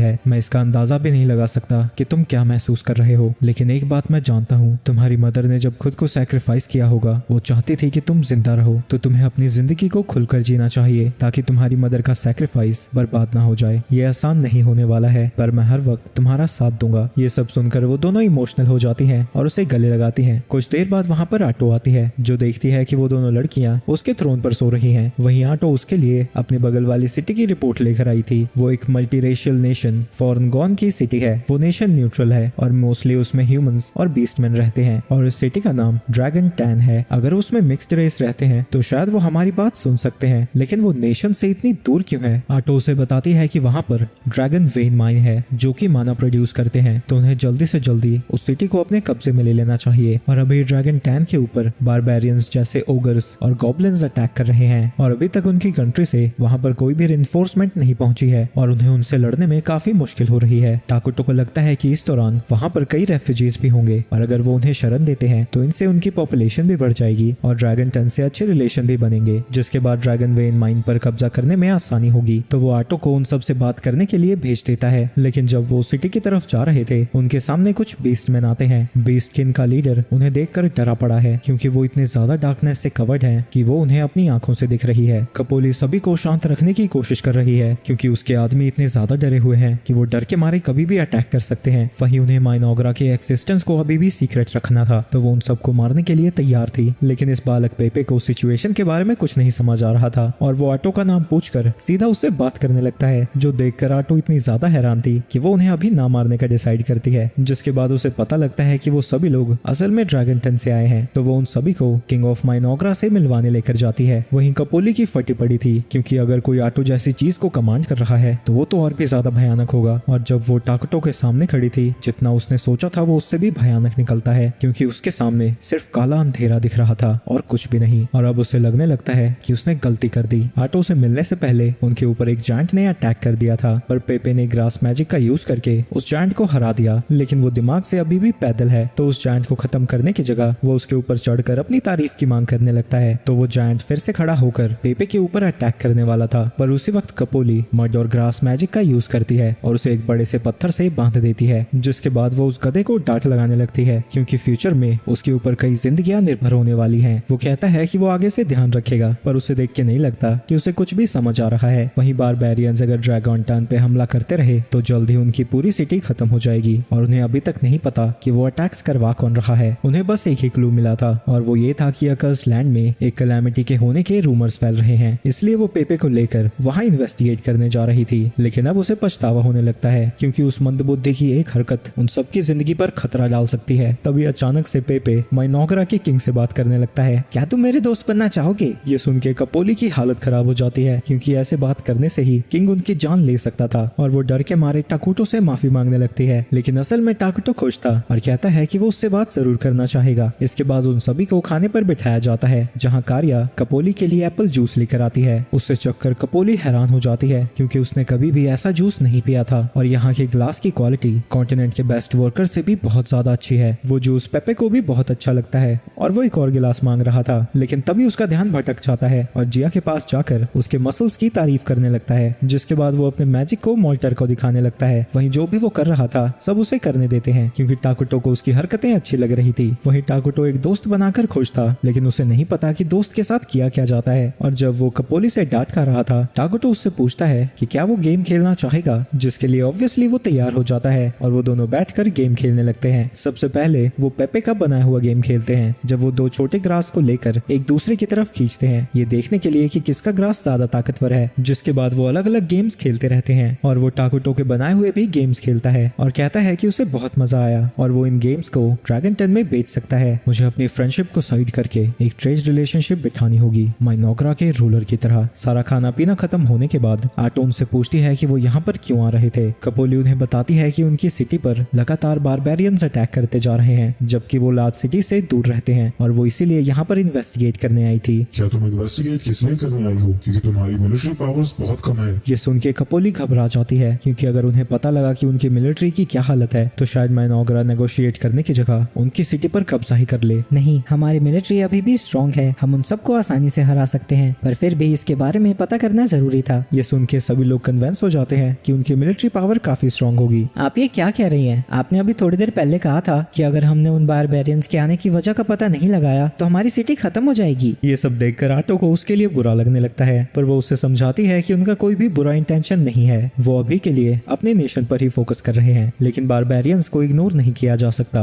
क्योंकि ड्रैगन टन के तबाह होने के बाद वो इसी फॉरेस्ट की तरफ आएंगे। वो जितनी हो सके उनकी मदद करने के लिए तैयार हो जाते हैं, लेकिन इसके बदले में उन्हें ड्रैगन वेन चाहिए। लेकिन उन्हें ज्यादा फिक्र करने की जरूरत नहीं है, वो ड्रैगन वेन की ओनरशिप उनके साथ शेयर करने को तैयार हैं, क्योंकि अभी उन्हें ज्यादा माना नहीं चाहिए, लेकिन एलिमेंटल कन्वर्जन का उनके पास एक्सक्लूसिव राइट होना चाहिए। कपोली ये सुनकर हैरान थी कि उनके पास माना एनर्जी को एलिमेंटल एनर्जी में कन्वर्ट करने की टेक्नोलॉजी पहले से ही मौजूद है, क्योंकि उस टेक्नोलॉजी को परफेक्ट करने में ड्रैगन टन को 10 साल और लगने वाले हैं। क्योंकि माइनॉग्रा उनसे कहीं ज्यादा एडवांस्ड है, उनके साथ अच्छे रिलेशन बनाने में उनका भी फायदा होगा। लेकिन आखिरी डिसीजन पेपे का होने वाला है, क्योंकि वो यंगेस्ट स्टाफ बेयरर है और ड्रैगन टन का फ्यूचर रूलर। और पेपे कहता है कि वो माइनॉग्रा के हर इंसान के साथ दोस्त बनना चाहता है। कुछ समय बाद वो मीटिंग बुलाते हैं ताकि वो उनके अलायंस की टर्म्स को डिस्कस कर सकें। माइनॉग्रा खाने पीने वाली चीजों को उनकी तरफ भेजेगा, जिसके बदले में वहाँ से वो मेटल की चीजें और डेली की जरूरत का सामान मंगवाएंगे। और उन्हें इन सब के लिए पेपे का शुक्रिया अदा करना चाहिए, क्योंकि अगर उसने सच ना बताया होता तो वो कभी इतनी आगे बढ़ते ही नहीं, और इससे पहले माइनॉग्रा उनकी कंट्री की मदद कर पाती, वो कब की डिस्ट्रॉय हो गई होती। तभी मारिया और कैरिया उससे पूछती हैं कि ड्रैगन टन किस तरह की नेशन है। ये सुन के वो लोग रियलाइज करते हैं कि वो तो उस नेशन के बारे में कुछ जानते ही नहीं, और बिना उनके बारे में पता हुए वो उनके साथ अच्छे रिलेशन नहीं मेंटेन कर पाएंगे, तो उन्हें उनके बारे में और भी चीजें जाननी होगी। ये सुन के वो दोनों कहती हैं कि इन्वेस्टिगेशन के लिए वो दोनों जाएंगी, पर टाकुटो मना कर देता है, क्योंकि इसमें काफी ज्यादा खतरा होगा। पर वो किसी इंपॉर्टेंट बंदे को भी नहीं भेज सकता था, क्योंकि वो नेशंस के बीच प्रॉब्लमैटिक हो सकता है। वहीं वो दोनों लड़कियां जाने की जिद करने लगती हैं, और आखिर में वो मान ही जाता है। वहीं ये सब देखकर आटो जेलस फील करने लगती है, क्योंकि वो किसी और की क्यूटनेस की वजह से मान चुका था। और जब वो वापस थ्रोन रूम में आता है, आटो अभी भी गुस्से में थी, तो मारिया टाकुटो से कहती है कि जो भी वो फील कर रहा है वो सच सच उसे बता दे। माफ करना अगर किसी वजह से तुम्हें बुरा लग रहा हो तो, लेकिन मैं तुम्हें कभी भी रिप्लेस नहीं कर सकता। जो तुम मेरे लिए करती हो मैं उसका बहुत शुक्रगुजार हूँ। तुम हमेशा मेरे साथ रहती हो, और तुम्हारे अलावा मैं किसी और को नहीं चुनूंगा। ये सब सुन के आटो उसके साथ एक शादीशुदा जिंदगी इमेजिन करने लगती है, जिसके बाद टाकुटो उन दोनों को क्लिनिक में लेकर जाता है, जहाँ वो प्लेग डॉक्टर्स को बॉडीगार्ड्स की तरह उनके साथ भेजने वाला था। वो तीनों अंदर जाते हैं और सारे प्लेग डॉक्टर्स टाकुटो का स्वागत करते हैं, और वो लोग सिर्फ दिखने में ही भयानक थे, असल में वो चुलबुले से हैं और खुशी खुशी अपने किंग का स्वागत करते हैं। आटो उनके स्वागत के तरीके को देखकर खुश होती है और कहती है कि वो किंग को सर्व करने लायक हैं। टाकुटो बताता है कि उसने पहले ही इन्हें बना लिया था ताकि किसी भी मेडिकल इमरजेंसी में वो काम आ सके, और वो ट्विंस के लिए परफेक्ट बॉडीगार्ड होंगे, क्योंकि वो बहुत अच्छे मेडिक्स हैं और उन्हें लड़ाई करनी भी आती है। आटो डॉक्टर्स को बताती है कि वो ट्विंस के साथ ड्रैगन टन में जाएंगे, जहाँ उनका काम उनका ध्यान रखना है और ड्रैगन टन के कल्चर को ऑब्जर्व करना है। ये सुन के वो तीनों एक्साइटेड हो जाते हैं, लेकिन उनका चिल्लाना उन दोनों लड़कियों को बहुत ज्यादा लगता है, जिसके बाद वो अजीबोगरीब सा डांस करके बताते हैं कि वो जितना हो सके ह्यूमन जैसा एक्ट करेंगे। उनकी डेडिकेशन से टाकुटो बड़ा खुश होता है और उन तीनों का नाम रखता है आकिरो, जीरो और साबुरो, जिसकी वजह से वो मेडिक्स बहुत ज्यादा खुश होते हैं। वहीं मारिया भी उन तीनों के साथ नाचने लगती है, लेकिन कारिया को वो सब के सब बहुत अजीब लग रहे थे। दूसरी तरफ ड्रैगन टन की मेयर बहुत ज्यादा गुस्से में है, क्योंकि उसका काम खत्म होने का नाम ही नहीं ले रहा है। एंटिक को लगा था कि अगर वो अपनी कंट्री को छोड़कर ऐसी जगह में जाएगी जो न्यूट्रल है तो उसकी जिंदगी बहुत शांति भरी बीतेगी, लेकिन यहाँ पर इतना ज्यादा काम है कि उसकी आंखों के नीचे झुर्रियां आने लगी है, और बेचारी के पास बॉयफ्रेंड ढूंढने का भी समय नहीं है। उससे ज्यादा उसे इस बात का गुस्सा है कि सिटी को प्रोटेक्ट करने के लिए अब डार्कनेस की फोर्सेस के साथ उसे काम करना पड़ेगा। उसी दौरान उसकी असिस्टेंट वहाँ आ जाती है, तो उसे देखते ही वो अपना हुलिया सुधार लेती है। उसकी असिस्टेंट उसे बताती है कि कुछ लोग बिना अपॉइंटमेंट के उससे मिलना चाहते हैं। एंटिक ये सुनकर भड़क जाती है और कहती है कि वो उन सबको वापस भेज दे, लेकिन जब असिस्टेंट बताती है कि वो माइनॉग्रा से आए हैं, वो सब कुछ छोड़ छाड़ कर उनसे मिलने चली जाती है। वहाँ जाने पर वो दोनों ट्विंस को देखती है, जिनके पीछे वो डरावने मेडिक्स थे। उनके ऑरा की वजह से एंटिक घबरा जाती है, लेकिन वो फिर भी हंसती हुई उनका स्वागत करती है, और वो दोनों लड़कियां अपना इंट्रोडक्शन देती हैं। लेकिन एंटिक को अभी भी उनके ऊपर शक था, क्योंकि उसने डार्क एल्फ असैसिन्स के बारे में सुना है, और ऊपर से वो मास्क पहने हुए लोग। उसे यहाँ पर कुछ भी ठीक नहीं लग रहा था, और ऊपर से उन्होंने 2 बच्चों को क्यों भेजा है। तभी एंटिक को याद आता है कि कपोली ने उसे 2 ट्विंस के बारे में बताया था जिन्हें माइनोग्रा का राजा खुद एजुकेट कर रहा है ताकि वो फ्यूचर लीडर बन सके। और वो रियलाइज करती है कि उसके सामने बहुत ज्यादा इंपॉर्टेंट लोग हैं और यहाँ पर अगर वो कुछ भी गड़बड़ करती है तो उसकी पूरी कंट्री खतरे में आ जाएगी। वो घबराई हुई उनसे पूछती है कि उनके यहाँ पर आने की वजह क्या है, लेकिन उन दोनों में से कोई जवाब दे ही नहीं पाता। तभी जीरो उनसे कहता है कि वो यहाँ पर इसलिए आए हैं क्योंकि पेपे ने उन्हें खेलने के लिए बुलाया था और ये इनफॉर्मल विजिट है जहाँ वो उनके कल्चर और लाइफस्टाइल के बारे में जानना चाहते हैं। ये सुन के एंटिक खुश हो जाती है क्योंकि अब उसे उन बच्चियों के साथ नेगोशिएट कुछ नहीं करना है। जिसके बाद एंटिक उन्हें शहर दिखाने के लिए ले जाती है। दूसरी तरफ टाकोटो ये सारी चीजें मैडिक्स की आंखों के थ्रू देख रहा था। सारा दिन सिटी को एक्सप्लोर करने के बाद शाम को वो अपने होटल के रूम में जाते हैं। कारिया और मारिया डिस्कस कर रही थी कि यहाँ के लोग बाहर के एनिमीज से काफी डरे हुए हैं, ऊपर से खाने की भी यहाँ पर कमी है। मैडिक्स ये सब सुनकर इम्प्रेस हो जाते हैं और वो उन्हें एक सफेद फ्लावर देते हैं जो कि उन्हें मार्केट में मिला था। और कारिया बताती है कि एक तरह का नशीला प्लांट है और लगभग हर नेशन में इसे उगाना बैन है, लेकिन फिर भी ये ड्रैगन टन के मार्केट में बेचा जा रहा है। अगले दिन वो सब ऐसी जगह पर पहुंचते हैं जहां जमीन से क्रिस्टल्स निकले हुए थे और जीरो उन्हें बताता है कि ये ड्रैगन वेन माइन है जिसे मिट्टी से छुपाने की कोशिश की गई है, लेकिन इसे पूरी तरह से वो भी नहीं ढक पाए। इसके बाद वहाँ पर एक बंदा आता है जिसका नाम वेस्टा कर्कलेन है। वेस्टा बताता है कि वो एक मर्चेंट है और वो उनके साथ बिजनेस करना चाहता है। मैंने सुना है कि तुम्हारा नेशन भी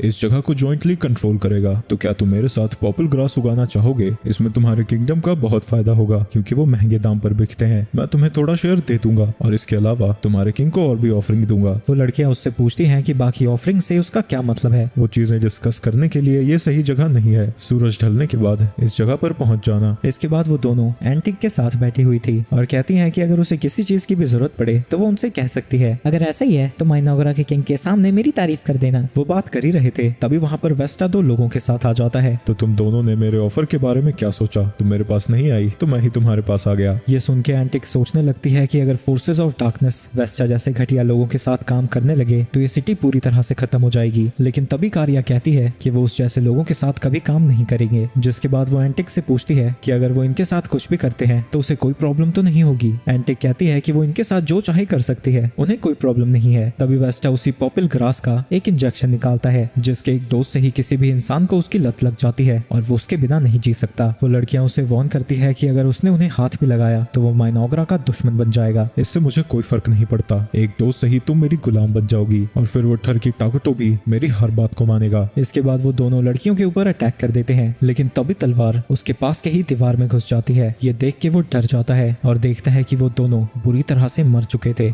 दूसरी तरफ एमेल आटो से पूछती है कि उन्होंने मेडिक्स को ही गार्ड्स की तरह क्यों भेजा। आटो बताती है कि वो ह्यूमंस और डेमी ह्यूमंस दोनों को ही पसंद करते हैं और वो ह्यूमंस को हील करने में और मारने में बहुत ज्यादा एफिशिएंट है। दूसरी तरफ उन मेडिक्स ने उन दोनों को मार दिया था और वो उनकी खाल को उतार कर खुद पहनने की बातें करने लगते हैं। ये देख के वेस्टा और एंटिक दोनों ही डर जाते हैं। वेस्टा उनसे दया की भीख मांगने लगता है पर कारिया कहती है कि उसने उनके किंग की बेइज्जती की है और वो इसके लिए कभी उसे माफ नहीं कर सकती। उसके किंग ने उसे बताया था कि वो इविल हैं, यानी वो जो चाहे कर सकते हैं और इसी फ्रीडम से वो मेडिक्स को उसे मारने का ऑर्डर देती है। जिसके बाद वो तीनों उसे भी मार देते हैं। जिसके बाद वो तीनों ह्यूमंस की स्किन पहनकर अजीब तरीके से पोज देने लगते हैं। मारिया उनसे कहती है कि वो बिल्कुल ह्यूमंस लग रहे थे। दूसरी तरफ कारिया एंटिक से माफी मांग रही थी उस बेचारी को सदमा देने के लिए और पूरे रूम को लाल लाल पेंट करने के लिए। पर एंटिक घबराई हुई कहती है कि वो इसके बारे में फिक्र ना करे, वो यहाँ की साफ सफाई करा लेगी। ये देख के कारिया खुश हो जाती है पर इसकी वजह से एंटिक को और ज्यादा डर लगने लगता है क्योंकि इतनी मौतों के बावजूद भी उन दोनों लड़कियों के ऊपर कोई असर नहीं हुआ था। इसकी वजह से डर के मारे वो सूसू कर देती है। ये देख के वो तीनों मेडिक्स भी सूसू करने वाले थे क्योंकि वो इस शर्म का बोझ सिर्फ मेरे को नहीं उठाने दे सकते। लेकिन तभी कारिया उन तीनों को किक मारती है और कहती है कि वो चुपचाप एक जगह बैठ जाएं। इसके बाद आटो टाकोटो को डांटने लगती है क्योंकि उन दोनों लड़कियों को उसने कुछ ज्यादा ही फ्रीडम दे दी है। उसके पास बहुत समय था टेलीपैथी से उन दोनों को रोकने का, लेकिन उसने नहीं रोका। मैं उन्हें डांट नहीं लगाना चाहता था, फिर कहीं वो मुझसे नफरत करने लगते। आपने अपने आप को समझ क्या रखा है? उन दोनों के बाप हो क्या? इसके बाद वो दोनों ट्विंस और तीनों मेडिक्स को भी डांट लगा रही थी और कहती है कि जब तक कि वो सब अपना एक माफीनामा नहीं लिख देते वो इस जगह से नहीं हिलेंगे। इसके बाद उन सब की मीटिंग बैठती है जहां वो लोग ये डिसाइड करेंगे कि ड्रैगन टाउन का क्या करना है। लेकिन मीटिंग शुरू करने की जगह वो फिर से उन सबको डांट लगाने लगती है। बाकी लोग उसे समझाते हैं कि अभी ड्रैगन टन ज्यादा इंपॉर्टेंट है। उन दोनों की रिपोर्ट के मुताबिक ड्रैगन टन की हालत काफी बुरी है, वहाँ खाने की कमी है और गार्ड्स की भी, तो क्राइम बढ़ता ही जा रहा है। लेकिन उनकी सबसे बड़ी प्रॉब्लम बारबेरियंस का अटैक है। गॉब्लिन्स और ऑर्क्स सिर्फ लो लेवल्स मॉन्स्टर्स हैं, लेकिन हिल जायंट्स काफी ज्यादा पावरफुल होते हैं और वो लोग अभी तक ये नहीं पता लगा पाए हैं कि ये मॉन्स्टर्स आखिर स्पॉन कहाँ कर रहे हैं। आटो कहती है कि वो कुछ लोगों के साथ ड्रैगन टन की मदद करने जाएगी। वो मॉन्स्टर्स भले ही लो लेवल हैं, पर ऑटो को उससे कुछ स्किल्स तो मिल ही जाएंगे, इससे उनकी कंट्री की ताकत बढ़ जाएगी। मॉल्टर कहता है कि वो भी उनके साथ जाएगा क्योंकि वो उनकी फाइट में भी मदद कर सकता है और साथ ही डिप्लोमेसी में भी, और वो साथ में कुछ अपने स्टूडेंट्स को भी लेकर जाएगा। ये सुन के जिया को लगता है कि उसे और उसके सोल्जर्स को जाने की जरूरत ही नहीं है। तभी इमिल कहती है कि उसे नहीं लगता कि जिया खुद इस कंट्री को प्रोटेक्ट कर पाएगा। तो टाकुटो कहता है कि वो जल्द ही एक हीरो को समन करने वाला है, तो उन्हें माइनोग्रा के डिफेंस की चिंता करने की जरूरत नहीं है। ये सुन के एल्व्स बड़ा खुश होते हैं और उन्हें लगता है कि टाइमिंग इतनी ज्यादा परफेक्ट इसलिए है क्योंकि ये सब कुछ उसके प्लान के अकॉर्डिंग हो रहा है। प्लान के अकॉर्डिंग? अरे बस ये कोइंसिडेंस है, पर तारीफ हो रही है तो करो यार। इसके बाद हीरो को समन करने के लिए सारे रिसोर्सेज एक जगह पर इकट्ठा किए जाते हैं। समनिंग को परफॉर्म करने से पहले टाकुटो टेलीपैथी के जरिए आटो से पूछता है, तुम्हें क्या लगता है हम आयला को समन करेंगे तो क्या होगा? मुझे नहीं पता क्योंकि हम पहली बार हीरो को समन कर रहे हैं, बस वो आपकी बातें माने, लेकिन अगर वो आपके खिलाफ चाहती है तो मैं अपनी जिंदगी भी दांव पर लगाकर आपको बचाऊंगी। हमेशा मेरा साथ देने के लिए शुक्रिया, पर अपनी जिंदगी खतरे में मत डालना, मैं तुम्हें दोबारा समन नहीं कर पाऊंगा। इसके बाद वो समनिंग रिचुअल को शुरू करता है और एक डाक माना सारे रिसोर्सेज को खाने लगती है जो कि एक एग में बदल जाता है, और जब एग टूटता है उसके अंदर से कीड़ों की रानी आयला बाहर आती है। तभी आयला जोर से चिल्लाती है। इसकी वजह से टाकुटो थोड़ा घबरा जाता है, लेकिन इसके बाद वो अपना सर उसके सामने झुकाती है और उसे इस दुनिया में लाने के लिए उसका शुक्रिया अदा करती है। मैं भी तुम्हें देखकर बहुत खुश हूँ, क्या तुम्हें मैं याद हूँ? इसला कहती है कि उसे सब याद है, वो उसका किंग ईरा टाकुटो है। तभी उन दोनों के बीच आटो आ जाती है। क्या तुम सच में टाकुटो को सर्व करने वाली हो? लेकिन उसे देखकर इसला डरती नहीं बल्कि उसके सर को सहलाने लगती है और कहती है कि वो बहुत प्यारी दिख रही है। इसला को अभी भी नहीं पता था कि यहाँ पर क्या हो रहा है, तो वो पैलेस में जाकर उसे सारी चीजें बता देते हैं। टाकुटो उससे कहता है कि वो यहाँ की इस डिफेंसेस को संभालेगी और उनकी attack hero auto dragon ton में बारबेरियंस को। लेकिन आटो दुखी हो जाती है क्योंकि वहाँ जाकर वो टाकुटो को बहुत ज्यादा मिस करेगी। टाकुटो कहता है कि वो भी उसे मिस करेगा और वो दोनों रोते हुए एक दूसरे को गले लगा लेते हैं। इसके बाद वो सभी ड्रैगन टन में जाने के लिए तैयार थे, लेकिन आटो बहुत ज्यादा दुखी थी और बाकी लोग सोच रहे थे कि एक दो दिन की तो बात है, वो इतनी इमोशनल क्यों हो रही है जैसे माइक के छोड़ के जा रही हो। इसके बाद अगले दिन इसला देखती है कि टाकुटो दोपहर हो गई है फिर भी नहीं उठा है। ट्विंस उससे बताती है कि टाकुटो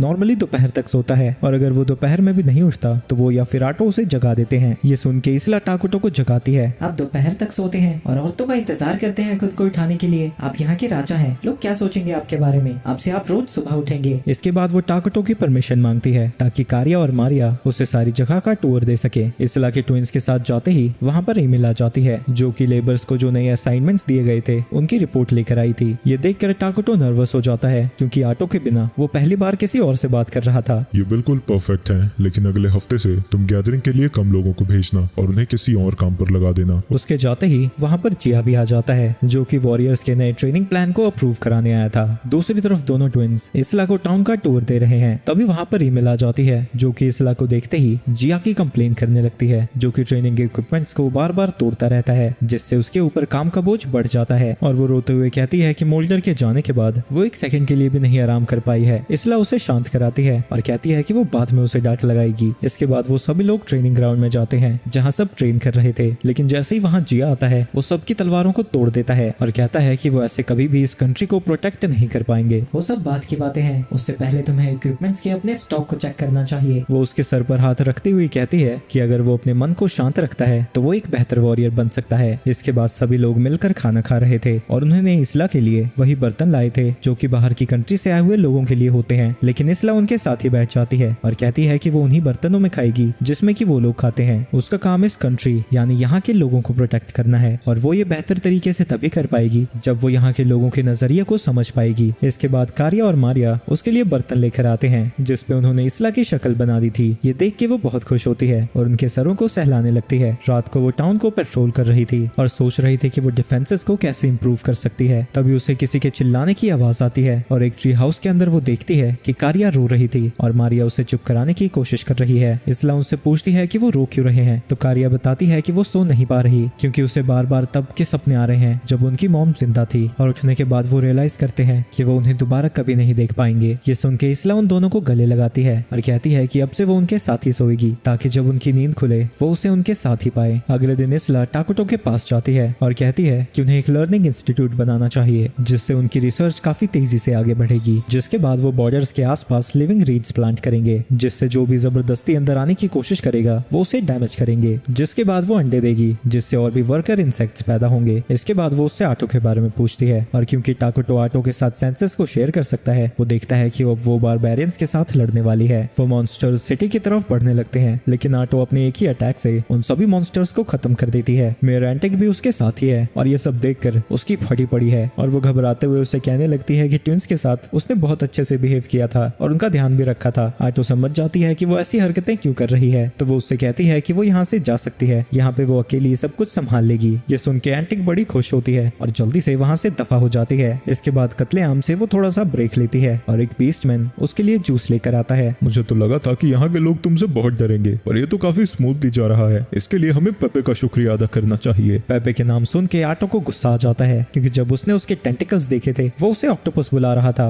ये सुन के आटो उसके ऊपर गुस्सा हो जाती है, लेकिन इससे पहले कि वो उसे मना कर पाती, पेपे कहता है कि वो इस इंसिडेंट को रिपोर्ट करने के लिए मेन किंगडम में जा रहा है। इसके बाद आटो बताती है कि वो बारबेरियंस बहुत कमजोर हैं, लेकिन उनके पास काफी अच्छी एबिलिटीज थी। तभी वहाँ पर एक हिल जायंट आ जाता है, जो देखकर मॉल्टर हैरान था, क्योंकि उसने माना को सेंस ही नहीं किया, तो वो यहाँ पर आया कैसे। तभी वहाँ पर एंटिक आती है और बताती है कि वहाँ पर एक हिल जायंट आया है और वो आर्चर्स को प्रिपेयर करने जा रही है, पर आटो उसे रोक देती है और कहती है कि वो अकेली ही काफी है। जिसके बाद वो हिल जायंट की तरफ जाने लगती है। एंटिक को उसकी फिक्र होने लगती है। तुम उसकी फिक्र मत करो, उन जैसे मच्छरों के सामने उसे कोई परेशानी नहीं होगी। हाँ, पर ऐसे ही खड़े होना काफी बोरिंग है। जिसके बाद वो मिलिट्री मैजिक का यूज करता है और बैटलफील्ड में डार्क मायास्मा लेकर आता है, जिससे इविल बीइंग्स स्ट्रांग हो जाते हैं और बाकी के बीइंग्स कमजोर। इसके बाद आटो होली स्वॉर्ड आर्ट का यूज करके उस हिल जायंट को खत्म कर देती है, लेकिन उस हिल जायंट की बॉडी के गायब होते ही वहाँ पर कुछ गोल्ड कॉइन्स आ जाते हैं और इस बात को आटो टाकुटो को बताती है और कहती है कि जब उसने कॉइन्स को मोल्टार को दिखाया था, उसने भी कहा था कि ऐसे कॉइन्स को उसने पहले कभी नहीं देखा। जब टाकुटो उस कॉइन को देखता है, उसका क्रस्ट उसे जाना पहचाना लगता है और थोड़ी देर याद करने के बाद उसे पता लगता है कि वो ब्रेव क्वेस्टस की गेम का क्रस्ट है। इसके तुरंत बाद ही उन मॉन्स्टर की एक बड़ी सी आर्मी सिटी की तरफ जाने लगती है, जिन्हें की एक रॉक जायंट और ये कुपोषित व्यक्ति कंट्रोल कर रहा था। टाकुटो जब उन दोनों को देखता है, वो आटो से कहता है कि वो ध्यान से लड़े, क्योंकि इस बार उनका सामना ऐसे दुश्मनों से है जो कि आरपीजी से हैं। वहीं दूसरी तरफ हम उसी सेंट को देखते हैं, जो कि कुछ पैलेडिन्स के साथ एक टूटे फूटे सिटी में आए हैं। वो वहां पर सर्वाइवर्स को ढूंढ रहे थे, लेकिन तभी पैलेडिन्स के ऊपर कुछ अटैक कर देता है और वो सबके सब एक ही झटके में मारे जाते हैं। और उनके मरने के बाद वहां पर इरा कीनो आती है और कहती है कि इस बार वो जरूर जीतेगी। उसे देखकर सोलिना का दिमाग खराब हो जाता है, क्योंकि इससे पहले वो उसे 17 बार मार चुकी है, लेकिन वो बार बार वापस आ जाती है। मुझे समझ नहीं आता कि तुम बार बार खुद को जिंदा कैसे कर पाती हो, और मुझे ये नहीं समझ में आता कि तुम मुझे हर बार इतनी आसानी से कैसे मार देती हो। मैं जानती हूँ कि तुम्हारा कुछ प्लान है और ये चीज तुम्हारे रेजरेक्शन से जुड़ी हुई है। लेकिन वो उसे कोई जवाब नहीं देती और मरे हुए लोगों को जिंदा करके उसके ऊपर अटैक करने के लिए भेज देती है। लेकिन सोलिना अपनी पावर से होली फ्लेम्स को समन करती है और एक ही झटके में उन सबको खत्म कर देती है। ये देख के इराकीनो घबरा जाती है, क्योंकि वो इस बार भी सेंट को नहीं हरा पाएगी और सेंट उसके ऊपर अपने स्टाफ से अटैक करके उसे फिर से हरा देती है। और मरते हुए इराकीनो कहती है कि ये गेम सच में बहुत ज्यादा मुश्किल है। वहीं सोलिना को समझ नहीं आता कि उसे आखिर कब तक इस सन की औरत से लड़ना होगा। दूसरी तरफ टाकुटो आटो को बता रहा था कि ये पूरी की पूरी आर्मी ब्रेव क्वेस्टस गेम से आई है, जिसमें उनका गोल डीमन किंग को हराना होता है। उस गेम के मॉन्स्टर्स कहीं भी टपक पड़ते हैं और जिस मर्जी चीज पर अटैक करने लगते हैं, और यही वजह है कि उन्हें मॉन्स्टर्स के सोर्स के बारे में पता नहीं लग रहा था। मुझे लगा था कि हमारे जैसे बींग्स तो यहाँ पर होंगे ही, पर मैंने कभी नहीं सोचा था कि दूसरे गेम से भी चीजें यहाँ पर आएंगी। पर टाकुटो ने ब्रेव क्वेस्टस गेम खेली थी, तो वो आटो को बताने लगता है कि वो अपने दुश्मनों को कैसे हरा सकती है। इसके बाद हम एक कासल में एक डीमन को थ्रोन पर बैठा हुआ देखते हैं, जो कि दोनों डीमन जनरल्स को ऑर्डर देता है कि वो इस दुनिया पर कब्जा करने के लिए जो चाहे कर सकते हैं। हम काफी लकी हैं। जब हम यहाँ पर आए तब ऑक्स और गॉब्लिन्स ने हमारी डीमन फोर्सेस को ज्वाइन कर लिया। मेरे सैनिकों,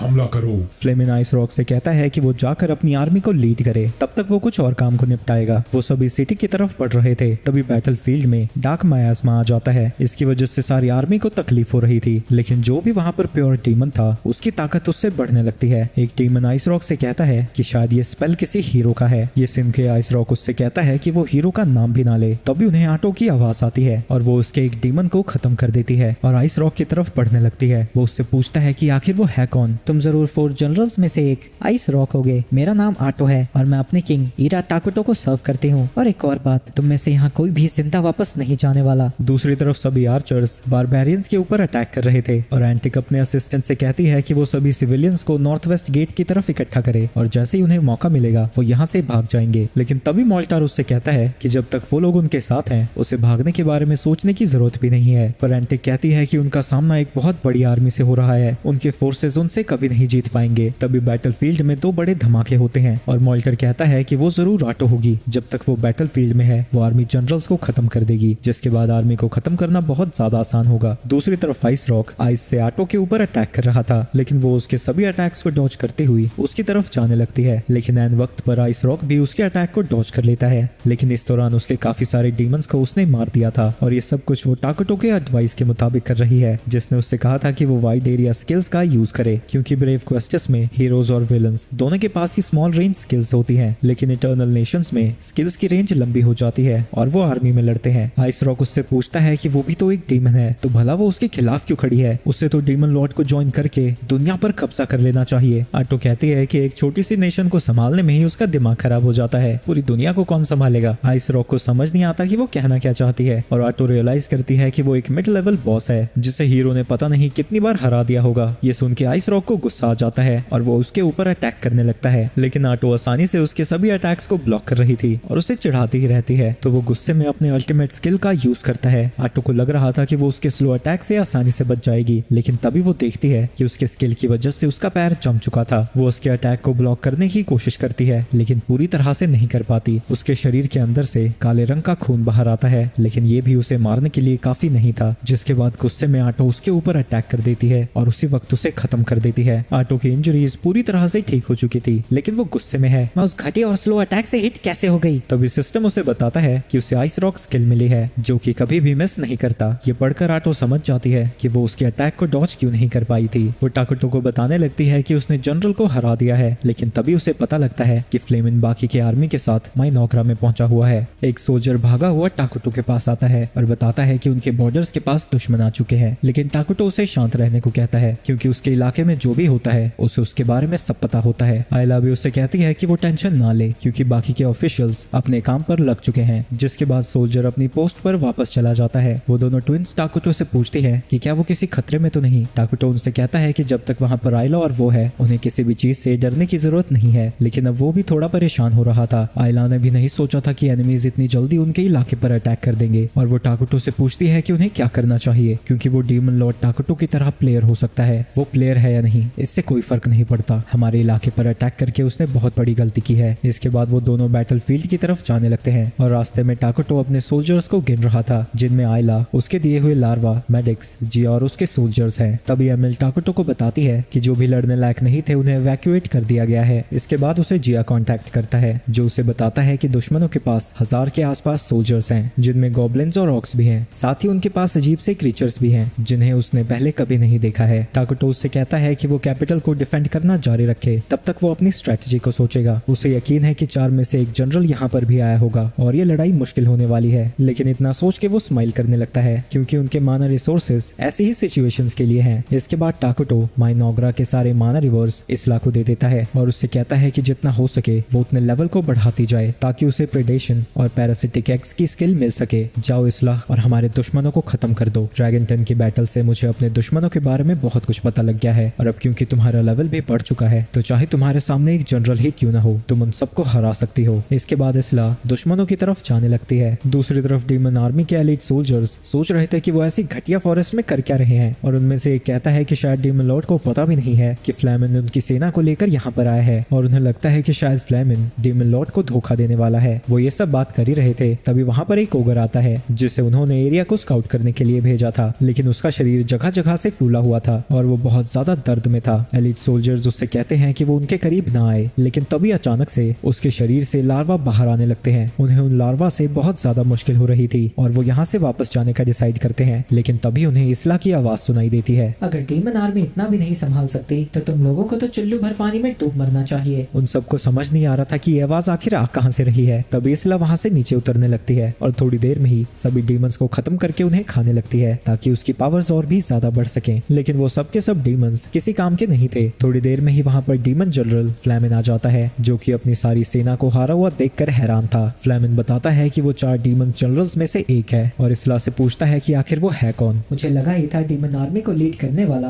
बिल्कुल आइस रॉक की तरह ताकतवर ही होगा। मैं तुमसे लड़ने के लिए काफी एक्साइटेड हूँ। ये सुन के फ्लेमिन समझ जाता है कि आइस रॉक मारा जा चुका है, लेकिन इससे उसे कोई फर्क नहीं पड़ता और वो इसला को बताता है कि आइस रॉक उन 4 जनरल्स में से सबसे ज्यादा कमजोर था, ताकत में भी और दिमागी रूप से भी, तो बेहतर होगा कि वो उससे कंपेयर ना करे। इसला कहती है कि वो चाहे जितना मर्जी ताकतवर हो, वो भी यहीं मरने वाला है। वो दोनों एक दूसरे को नीचा दिखाते ही रहते हैं, लेकिन तभी फ्लेमिन कहता है कि वो टाकुटो की गदा गद्दी छीन लेगा और इतना काफी था उन दोनों की लड़ाई शुरू करने के लिए। वहीं उन दोनों के सेंसर शेयर होने की वजह से टाकुटो सारी चीजें देख पा रहा था और उसे लगता है कि उनकी स्ट्रेटजी बिल्कुल परफेक्ट है और अभी तक सब कुछ स्मूथली जा रहा है, लेकिन फिर भी कोई चीज उसे परेशान कर रही थी। दूसरी तरफ उन दोनों की फाइट के दौरान फ्लेमिन अपनी फ्लेम एरो से इसला के ऊपर अटैक करता है, लेकिन इससे उसका कुछ भी नहीं बिगड़ता। जिसके बाद इसला भी उसके ऊपर अटैक करती है, लेकिन वो उसके सभी अटैक्स को डॉज कर रहा था। जिसके बाद बहुत सारे लार्वा फ्लेमिन को चारों तरफ से ढक देते हैं, लेकिन वो अपनी फ्लेम्स को एक्टिवेट करके उन सबको जला देता है। इसके बाद फ्लेमिन काफी सारे मॉन्स्टर्स को समन करता है, जिसके बाद वो काफी सारे फायर बॉल से इसला के ऊपर अटैक कर देता है, लेकिन वो अपने लार्वे की मदद से उसके सभी फायर बॉल्स को डिफ्लेक्ट कर देती है। जिसके बाद वो जमीन में अपनी पूंछ को घुसा के काफी सारे लार्वा डाल देती है और कहती है कि उनका किंग जानना चाहता है कि आखिर डीमन लॉर्ड उनके ऊपर अटैक क्यों कर रहा है। जिसके बाद जमीन से सारे लार्वा उन मॉन्स्टर के शरीर के अंदर जाने लगते हैं और उन सभी मॉन्स्टर्स को अंदर से खाने के बाद वो फ्लेमिन की तरफ जाने लगते हैं, लेकिन वो अपनी फायर का यूज करके उन्हें 1 सेकंड में जला देता है। जिसके बाद इसला भी उसके ऊपर अटैक करने लगती है। उसके सभी अटैक्स को डॉज करता हुआ फ्लेमिन कहता है कि या तो वो सबके सब बेवकूफ हैं या तो उसका किंग सच्चाई को छुपा रहा है। जिसके बाद वो उसके ऊपर अटैक करता हुआ पूछता है कि वो अपने बारे में क्या सोचती है। इसला कहती है कि वो माइनोग्रा की प्रोटेक्टर हीरो है और टाकुटो की सर्वेंट। ये सुन के फ्लेमिन को गुस्सा आ जाता है और अब जाकर उसे समझ आता है कि वो इसला से इतनी नफरत क्यों करता है, क्योंकि अपने फ्री विल होने के बावजूद भी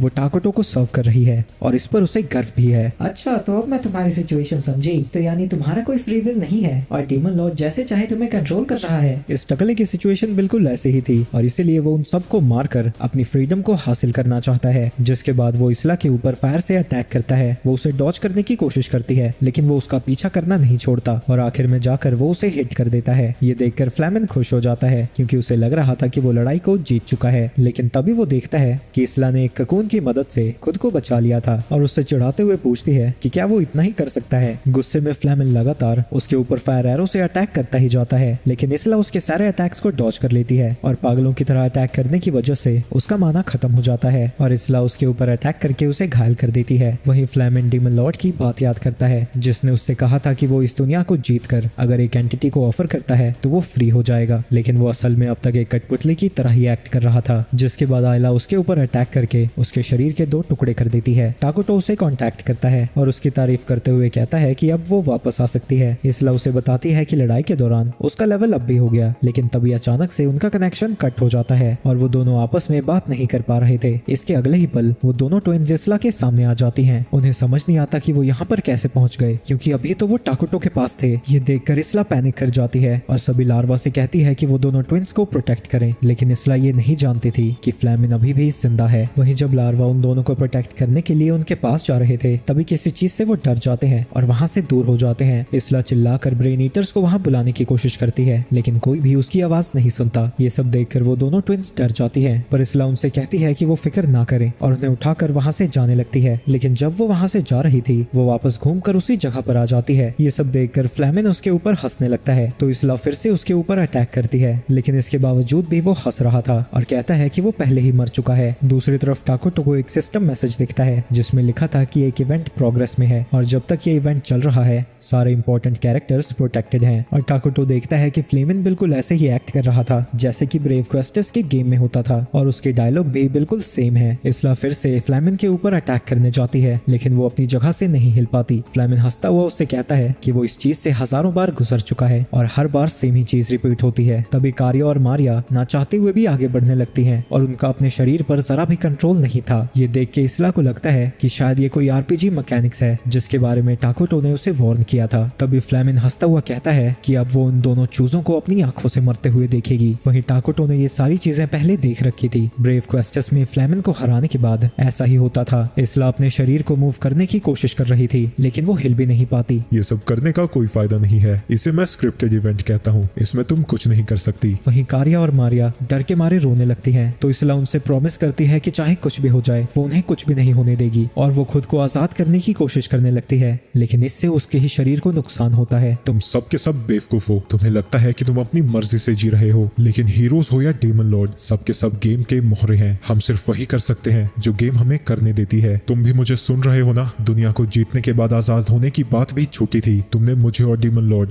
दोनों को ही बेवकूफ बनाया है। टाकुटो, तुम भी इन सबसे बेहतर नहीं हो। जब तुम मुझसे लड़ रहे थे तुम यही सोच रहे थे ना कि इस बॉस को हराने के बाद मैं अपने गियर को अपग्रेड करूंगा, लेकिन देखो मैं अभी भी जिंदा हूँ और तुम जिसकी भी फिक्र करते हो मैं उसकी जान अपने हाथों से लूंगा। जिसके बाद वो खुद की बॉडी को धमाके में उड़ा देता है और वो धमाका बहुत बड़ा था। इसके बाद हम पास्ट का सीन देखते हैं जब वो दोनों बहनें एक ऊंची जगह पर चढ़कर माइनोग्रा को देख रही थी जो कि उन्हें बहुत सुंदर लगता है और मारिया चांद को देखकर कहती है कि चांद बहुत सुंदर है। ये सुन के कारिया उसे बताती है कि किंग ने उससे कहा था कि जब वो कहते हैं कि चांद सुंदर है इसका मतलब आई लव यू होता है। तो मारिया कारिया को देखकर कहती है कि चांद बहुत सुंदर है और कारिया भी यही कहती है। जिसके बाद कारिया कहती है कि उन्हें इस्लामा को भी यहाँ पर लाना चाहिए और वो उनसे भी कहेंगे कि चांद सुंदर है और वो कहते हैं कि अगली पूर्णिमा को वो इस्लामा को यहाँ पर लेकर आएंगे, तब तक वो इस बात को सीक्रेट रखेंगे। इसके बाद हम प्रेजेंट का सीन देखते हैं जहाँ पर इस्ला ने उन दोनों को बचा लिया था लेकिन इसकी वजह से उसका पूरा शरीर डैमेज हो चुका है। अपनी इस्ला माँ को ऐसे देखकर वो दोनों लड़कियां रोने लगती हैं लेकिन उन दोनों को सही सलामत देखकर इस्ला खुश थी। वो दोनों किंग और मेडिक्स को कांटेक्ट करने की कोशिश करती है लेकिन वहाँ से कोई जवाब नहीं आ रहा था जिससे वो और भी ज्यादा घबराने लगती हैं। तुम लोगों को अब तक ये समझ आ ही गया होगा मैं जिंदा नहीं बचूंगी, इसलिए मैं तुम्हें कुछ देना चाहती हूँ। ऐसा नहीं हो सकता, आपको बचाने का कोई तो रास्ता होगा। इस्ला कहती है कि वो कुछ भी नहीं कर सकते और उन दोनों लड़कियों को लगने लगता है कि ये सब इसलिए हुआ क्योंकि वो कमजोर हैं। उन्हें समझ नहीं आता कि उनके साथ हमेशा ऐसा क्यों होता है। वो तो बस अपनी माँ के साथ खुशी खुशी जीना चाहते थे लेकिन इस्ला कहती है कि इसमें उन दोनों की कोई गलती नहीं है, ऐसा इसलिए हो रहा है क्योंकि वो कमजोर है। लेकिन ये सुन के वो कहती हैं कि वो भी उसके साथ मरना चाहती हैं, उनके पास जीने की कोई वजह नहीं है। लेकिन इस्ला उनसे एक रिक्वेस्ट करती है जिसके बाद वो अपने दिल को बाहर निकाल कर उनसे कहती है कि वो इसे खा जाएं। अरे भाई इसी चीज का तो ट्रॉमा था इनको, फिर वही हो रहा है। और ये प्याज कौन काट रहा है मेरे बगल में। इस्ला ने अपनी सारी एक्सपीरियंस का यूज करके रॉयल सक्सेशन स्किल को एक्वायर किया था और अगर वो दोनों उसके दिल को खाती हैं तो उसकी सारी पावर्स उनकी हो जाएंगी। मैं चाहती हूँ कि तुम इसे खा जाओ और मेरी प्यारी बच्चियों अपनी जिंदगी वैसे ही जीना जैसे कि तुम जीना चाहती हो। मैं तुम दोनों से बहुत प्यार करती हूँ। इतना कहने के बाद इस्ला की मौत हो जाती है। दूसरी तरफ आटो काफी सारे मॉन्स्टर्स को मार रही थी और मॉल्टर से कहती है कि उन्हें उसके साथ आने की कोई जरूरत नहीं है, पर किंग ने उन्हें ऑर्डर दिया था कि वो उनके साथ जाकर डीमन लॉर्ड के स्ट्रॉन्ग होल्ड को डिस्ट्रॉय कर दे। आटो जल्दी से जल्दी अपने टाकोटो के पास वापस जाना चाहती थी लेकिन मॉन्स्टर्स की तादाद कम ही नहीं हो रही है और जब वो उन्हें मारना खत्म करती है तभी उसे इस्ला के बारे में पता लगता है। ये देखकर उसका गुस्सा आउट ऑफ कंट्रोल चला जाता है और मॉल्टर सभी को झुकने को कहता है। वहीं गुस्से में आटो आसपास की सारी चीजों को डिस्ट्रॉय करने लगती है। तभी मॉल्टर उससे रिक्वेस्ट करता है कि वो अपने गुस्से को शांत करे। खुद को किसी तरह शांत करने के बाद आटो उन्हें इस्ला के बारे में बता देती है। दूसरी तरफ इस्ला की मौत के बारे में टाकोटो को भी पता चल चुका था। फ्लैमिन का स्क्रिप्टेड इवेंट बहुत फेमस है पर वो इस दुनिया में पॉसिबल कैसे है। और हम देखते हैं कि अब तक जो भी वहाँ पर हुआ था सब उस इवेंट के अकॉर्डिंग ही हो रहा था और कारिया और मारिया ने इस्ला के दिल को खा लिया है क्योंकि एक की जगह दो लोगों ने उसके दिल को खाया था। हीरो के एक्टिवेशन में एरर आ रहे थे लेकिन तभी कोई उसमें चेंजेस करता है जिसकी वजह से कारिया और मारिया में इस्ला की पावर्स जाग जाती हैं। दूसरी तरफ टाकोटो आटो को सारी चीजें बता देता है। आटो कहती है कि एक इमरजेंसी है और वो वापस माइनोग्रा आने लगती है लेकिन टाकोटो उसे रोक देता है। इस्ला की मौत हो गई है लेकिन वो दोनों ट्विंस अभी भी जिंदा है। इस्ला ने रॉयल सक्सेशन का यूज करके उन दोनों को अपनी पावर्स दे दी है और वो साउथ में एनिमी के स्ट्रॉन्ग होल्ड की तरफ जा रही हैं। वो जरूर बदला लेना चाहती हैं और सक्सेशन की वजह से अब उन्हें हीरो का स्टेटस मिल चुका है पर अब हम और हीरोज को नहीं खो सकते। मेरे ऑर्डर्स उन तक नहीं पहुंच पाएंगे तो मैं चाहता हूं कि तुम उन्हें वापस लेकर आओ। लेकिन आटो कहती है कि आरपीजी मैकेनिक्स बहुत ज्यादा खतरनाक है इसलिए उसे टाकोटो के पास जाकर उसे प्रोटेक्ट करना चाहिए। वो भावनाओं में बहकर ये सारी चीजें नहीं कर सकते। इस्ला ने उन दोनों ट्विंस को हमें सौंपा है। ये मेरा ऑर्डर है आटो, जाओ और उन दोनों को सही सलामत वापस लेकर आओ। ये सुन के आटो कुछ नहीं कहती और मॉल्टार से कहती है कि वो सब कैपिटल में वापस जाएं और वो याद करती है कि टाकोटो इटर्नल नेशंस का सबसे बेस्ट प्लेयर है तो उसे उनके ऊपर भरोसा रखना चाहिए। इसके बाद एमिल और जिया भी उसे कांटेक्ट करते हैं और उससे पूछते हैं कि उन्हें आगे क्या करना चाहिए लेकिन टाकोटो उनसे कहता है कि वो कुछ भी ना करें जब तक कि वो उन्हें ऑर्डर नहीं देता। दूसरी तरफ कारिया अकेली ही डीमन आर्मी के पास पहुंच जाती है और वहां पर विंड डीमन जनरल भी मौजूद है। विंड जनरल अपनी आर्मी को ऑर्डर देने लगती है कि वो कारिया को खत्म कर दे क्योंकि उसे लग रहा था कि वो ऐसे ही एक नॉर्मल लड़की है। लेकिन तभी कारिया अपनी पावर्स को एक्टिवेट करती है। दूसरी तरफ मारिया डांस कर रही थी। वो शुरू से ही थोड़ी सनकी है लेकिन इस्ला की मौत की वजह से उसका दिमागी संतुलन और भी ज्यादा बिगड़ चुका है और वो फिलहाल डीमन के अर्थ जनरल के सामने खड़ी है और उसे समझ नहीं आता कि यहाँ पर आखिर हो क्या रहा है। दूसरी तरफ कारिया की पावर्स की वजह से उस जनरल की सारी सेना दर्द में चिल्ला रही थी। ये देखकर वो जनरल समझ जाती है कि कारिया कोई आम लड़की नहीं है और वो उसके ऊपर अटैक कर देती है। लेकिन कारिया के पास अब डिवाइन लाइट स्किल थी जो कि हर कर्स अटैक को डिफ्लेक्ट कर देता है और जैसे ही कारिया की नजरें उसके ऊपर जाती है उसकी बॉडी सड़ने लगती है। कारिया अपने स्किल से एक जानलेवा मांस खाने वाली बीमारी दे सकती है और इसकी वजह से कुछ सेकंड्स के अंदर ही वो जनरल मारी जाती है।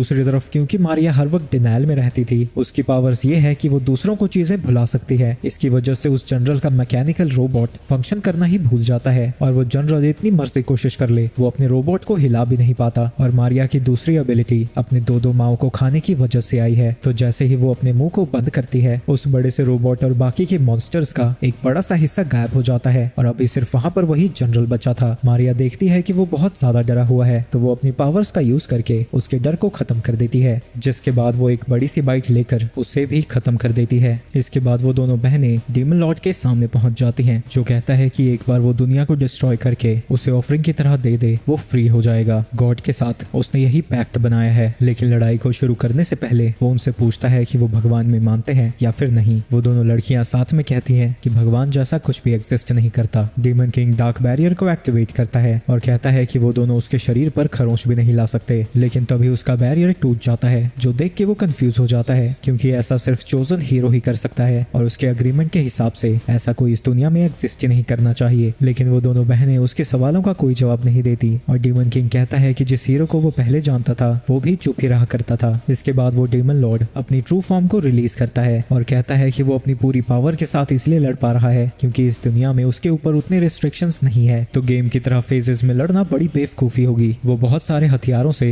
दोनों बहनों के ऊपर अटैक कर देता है, लेकिन मारिया बस हंसती है और उन ब्लेड्स को अटैक करना ही भुला देती है। जिसके बाद कारिया अपनी स्किल से ग्राउंड को सड़ाने लगती है, जिससे डीमन लॉर्ड का पैर उसमें फंस जाता है। इसके बाद वो उसके वेपन को ही उठाकर डीमन लॉर्ड की तरफ बढ़ने लगते हैं। वो अपने वेपन के कर्स को एक्टिवेट करने की कोशिश करता है, लेकिन मारिया की पावर्स की वजह से वो कर्स करना भी भूल जाते हैं। वहीं इन सब की वजह से डीमन लॉर्ड को लगने लगा था कि ये कोई उसकी परीक्षा है। वो कारिया के ऊपर अटैक करने जाता है, लेकिन वो पल भर में ही उसके हाथ को सड़ाने लगती है और जब वो दर्द से चिल्ला रहा था मारिया दोनों तलवारें उसके शरीर में घुसा देती है। जिसके बाद कारिया फिर से उसके ऊपर अटैक करती है और अब उसका शरीर भी सड़ने लगा था, लेकिन डीमन लॉर्ड को लगता है कि वो नहीं हार सकता क्योंकि गॉड उसके साथ है। वो हर हाल में पैक्ट को पूरा करके अपनी फ्रीडम को हासिल करना चाहता है और वो हिम्मत नहीं हारता, जिसकी वजह से उसके सारे जख्म हील होने लगते हैं। उसे लगता है कि गॉड ने उसकी मदद की है और वो उन्हें बताने लगता है कि उसके गॉड का नाम क्या है, लेकिन तभी स्क्रीन पर मैसेज आता है कि वो बिना परमिशन के गॉड का नाम नहीं ले सकता। और तभी वहाँ पर एक बंदा आ जाता है जो कि डीमन लॉर्ड को आधे में काट देता है, जिसकी वजह से वहाँ पर तो गोल्ड कॉइन्स के ढेर बन जाते हैं। वो कहता है कि वो उन दोनों की मदद करना चाहता था, लेकिन कारिया उसके ऊपर गुस्सा थी और पूछती है कि उनकी लड़ाई के बीच में आने की उसकी हिम्मत कैसे हुई। लेकिन वो कहने लगता है कि ये बस एक कोइंसिडेंस था और लड़कियों को गुस्सा नहीं होना चाहिए। वो हंसते हुए ज्यादा प्यारी लगती हैं, लेकिन वो दोनों अभी भी गुस्सा थी और उसके ऊपर अटैक करने जाने लगती हैं, लेकिन वो बंदा उन्हें रोक देता है और कहता है कि उनके अभी के लेवल पर वो उसे नहीं हरा सकती, लेकिन उसकी वजह से वो अपनी माँ का बदला नहीं ले पाए थे। तो वो दोनों उसके ऊपर अटैक करने के लिए जाने लगती हैं, लेकिन तभी वहाँ पर आटो आ जाती है और उस आइस रॉक की स्किल का यूज करके उन्हें बीच में ही रोक देती है। आटो उनसे कहती है कि वो यहाँ से अब वापस चलें, उन्होंने बदला ले लिया है, ये किंग का ऑर्डर है। लेकिन वो कहती है कि आदमी उनके रास्ते के बीच में आया था। आटो उनसे कहती है कि लगता है वो कुछ गलत समझ रहे हैं, जो उसने अभी कहा था वो डायरेक्ट किंग के ऑर्डर हैं। लेकिन वो लड़कियां उससे कहती हैं कि वो उनके रास्ते से हट जाए। ये सुन के आटो को गुस्सा आ जाता है और वो उनसे लड़ने के लिए तैयार हो जाती है और उसे लगता है कि अगर वो जिंदा उन्हें वापस ले जाएगी तो टाकुटो उसे माफ कर देगा। वो उनके सामने आकर खड़ी हो जाती है, पर वो दोनों कहती हैं कि वो उसकी बात नहीं मानेगी क्योंकि किंग ने उनसे कहा था कि वो फ्री हैं और जो चाहे कर सकते हैं। लेकिन तभी उन्हें याद आता है कि टाकुटो ने कहा था कि वो सब कुछ कर सकते हैं जिसके ऊपर उनकी माँ को गर्व होगा, और वो रियलाइज करते हैं कि उनकी माँ को ये सब बिल्कुल पसंद नहीं आता। तो वो अपने हथियार डाल देते हैं और आटो से माफी मांगते हैं। उनके सिचुएशन को देखकर आटो उन्हें माफ कर देती है। तभी वो बंदा सॉरी बोलकर वहाँ से भाग जाता है और आटो देखती है कि उसने स्कूल यूनिफॉर्म पहनी थी, तो शायद वो भी टाकुटो की तरह एक प्लेयर है। आगे कारिया और मारिया आटो से पूछती है कि क्या उनकी माँ इसला वापस से जिंदा हो सकती है, लेकिन आटो उन्हें बताती है कि वो मर चुकी है। ये सुन के वो दोनों रोने लगती हैं। दूसरी तरफ टाकुटो सोच रहा था कि अब इस गेम में आरपीजी मैकेनिक्स लोग चीट्स की तरह यूज कर रहे हैं और काफी और तरह के भी जानराज हैं, तो पता नहीं अब उनका सामना कैसे लोगों से होने वाला है। दूसरी तरफ वो बंदा डर के मारे जमीन पर बैठ जाता है और गॉड के ऊपर गुस्सा होने लगता है क्योंकि उसी ने उससे कहा था कि दो ब्यूटीफुल लड़कियां मुसीबत में हैं और उसे उनकी मदद करनी चाहिए। तो अभी उससे मास्टर बुलाती हुई एक लड़की आती है और वो उसका नाम लेता है, लेकिन किसी वजह से वो हम सुन नहीं पाते, जो कहती है कि गॉड की मिस्टीरियस पावर ने उसे प्रोटेक्ट किया था और वो पूरी तरह से सेफ है। लेकिन गॉड ने उसके लिए एक मैसेज भी भेजा है और वो है सॉरी। वो गुस्सा होने लगता है कि उस गधे गॉड की वजह से ही वो यहाँ पर आया है। तभी उसके पीछे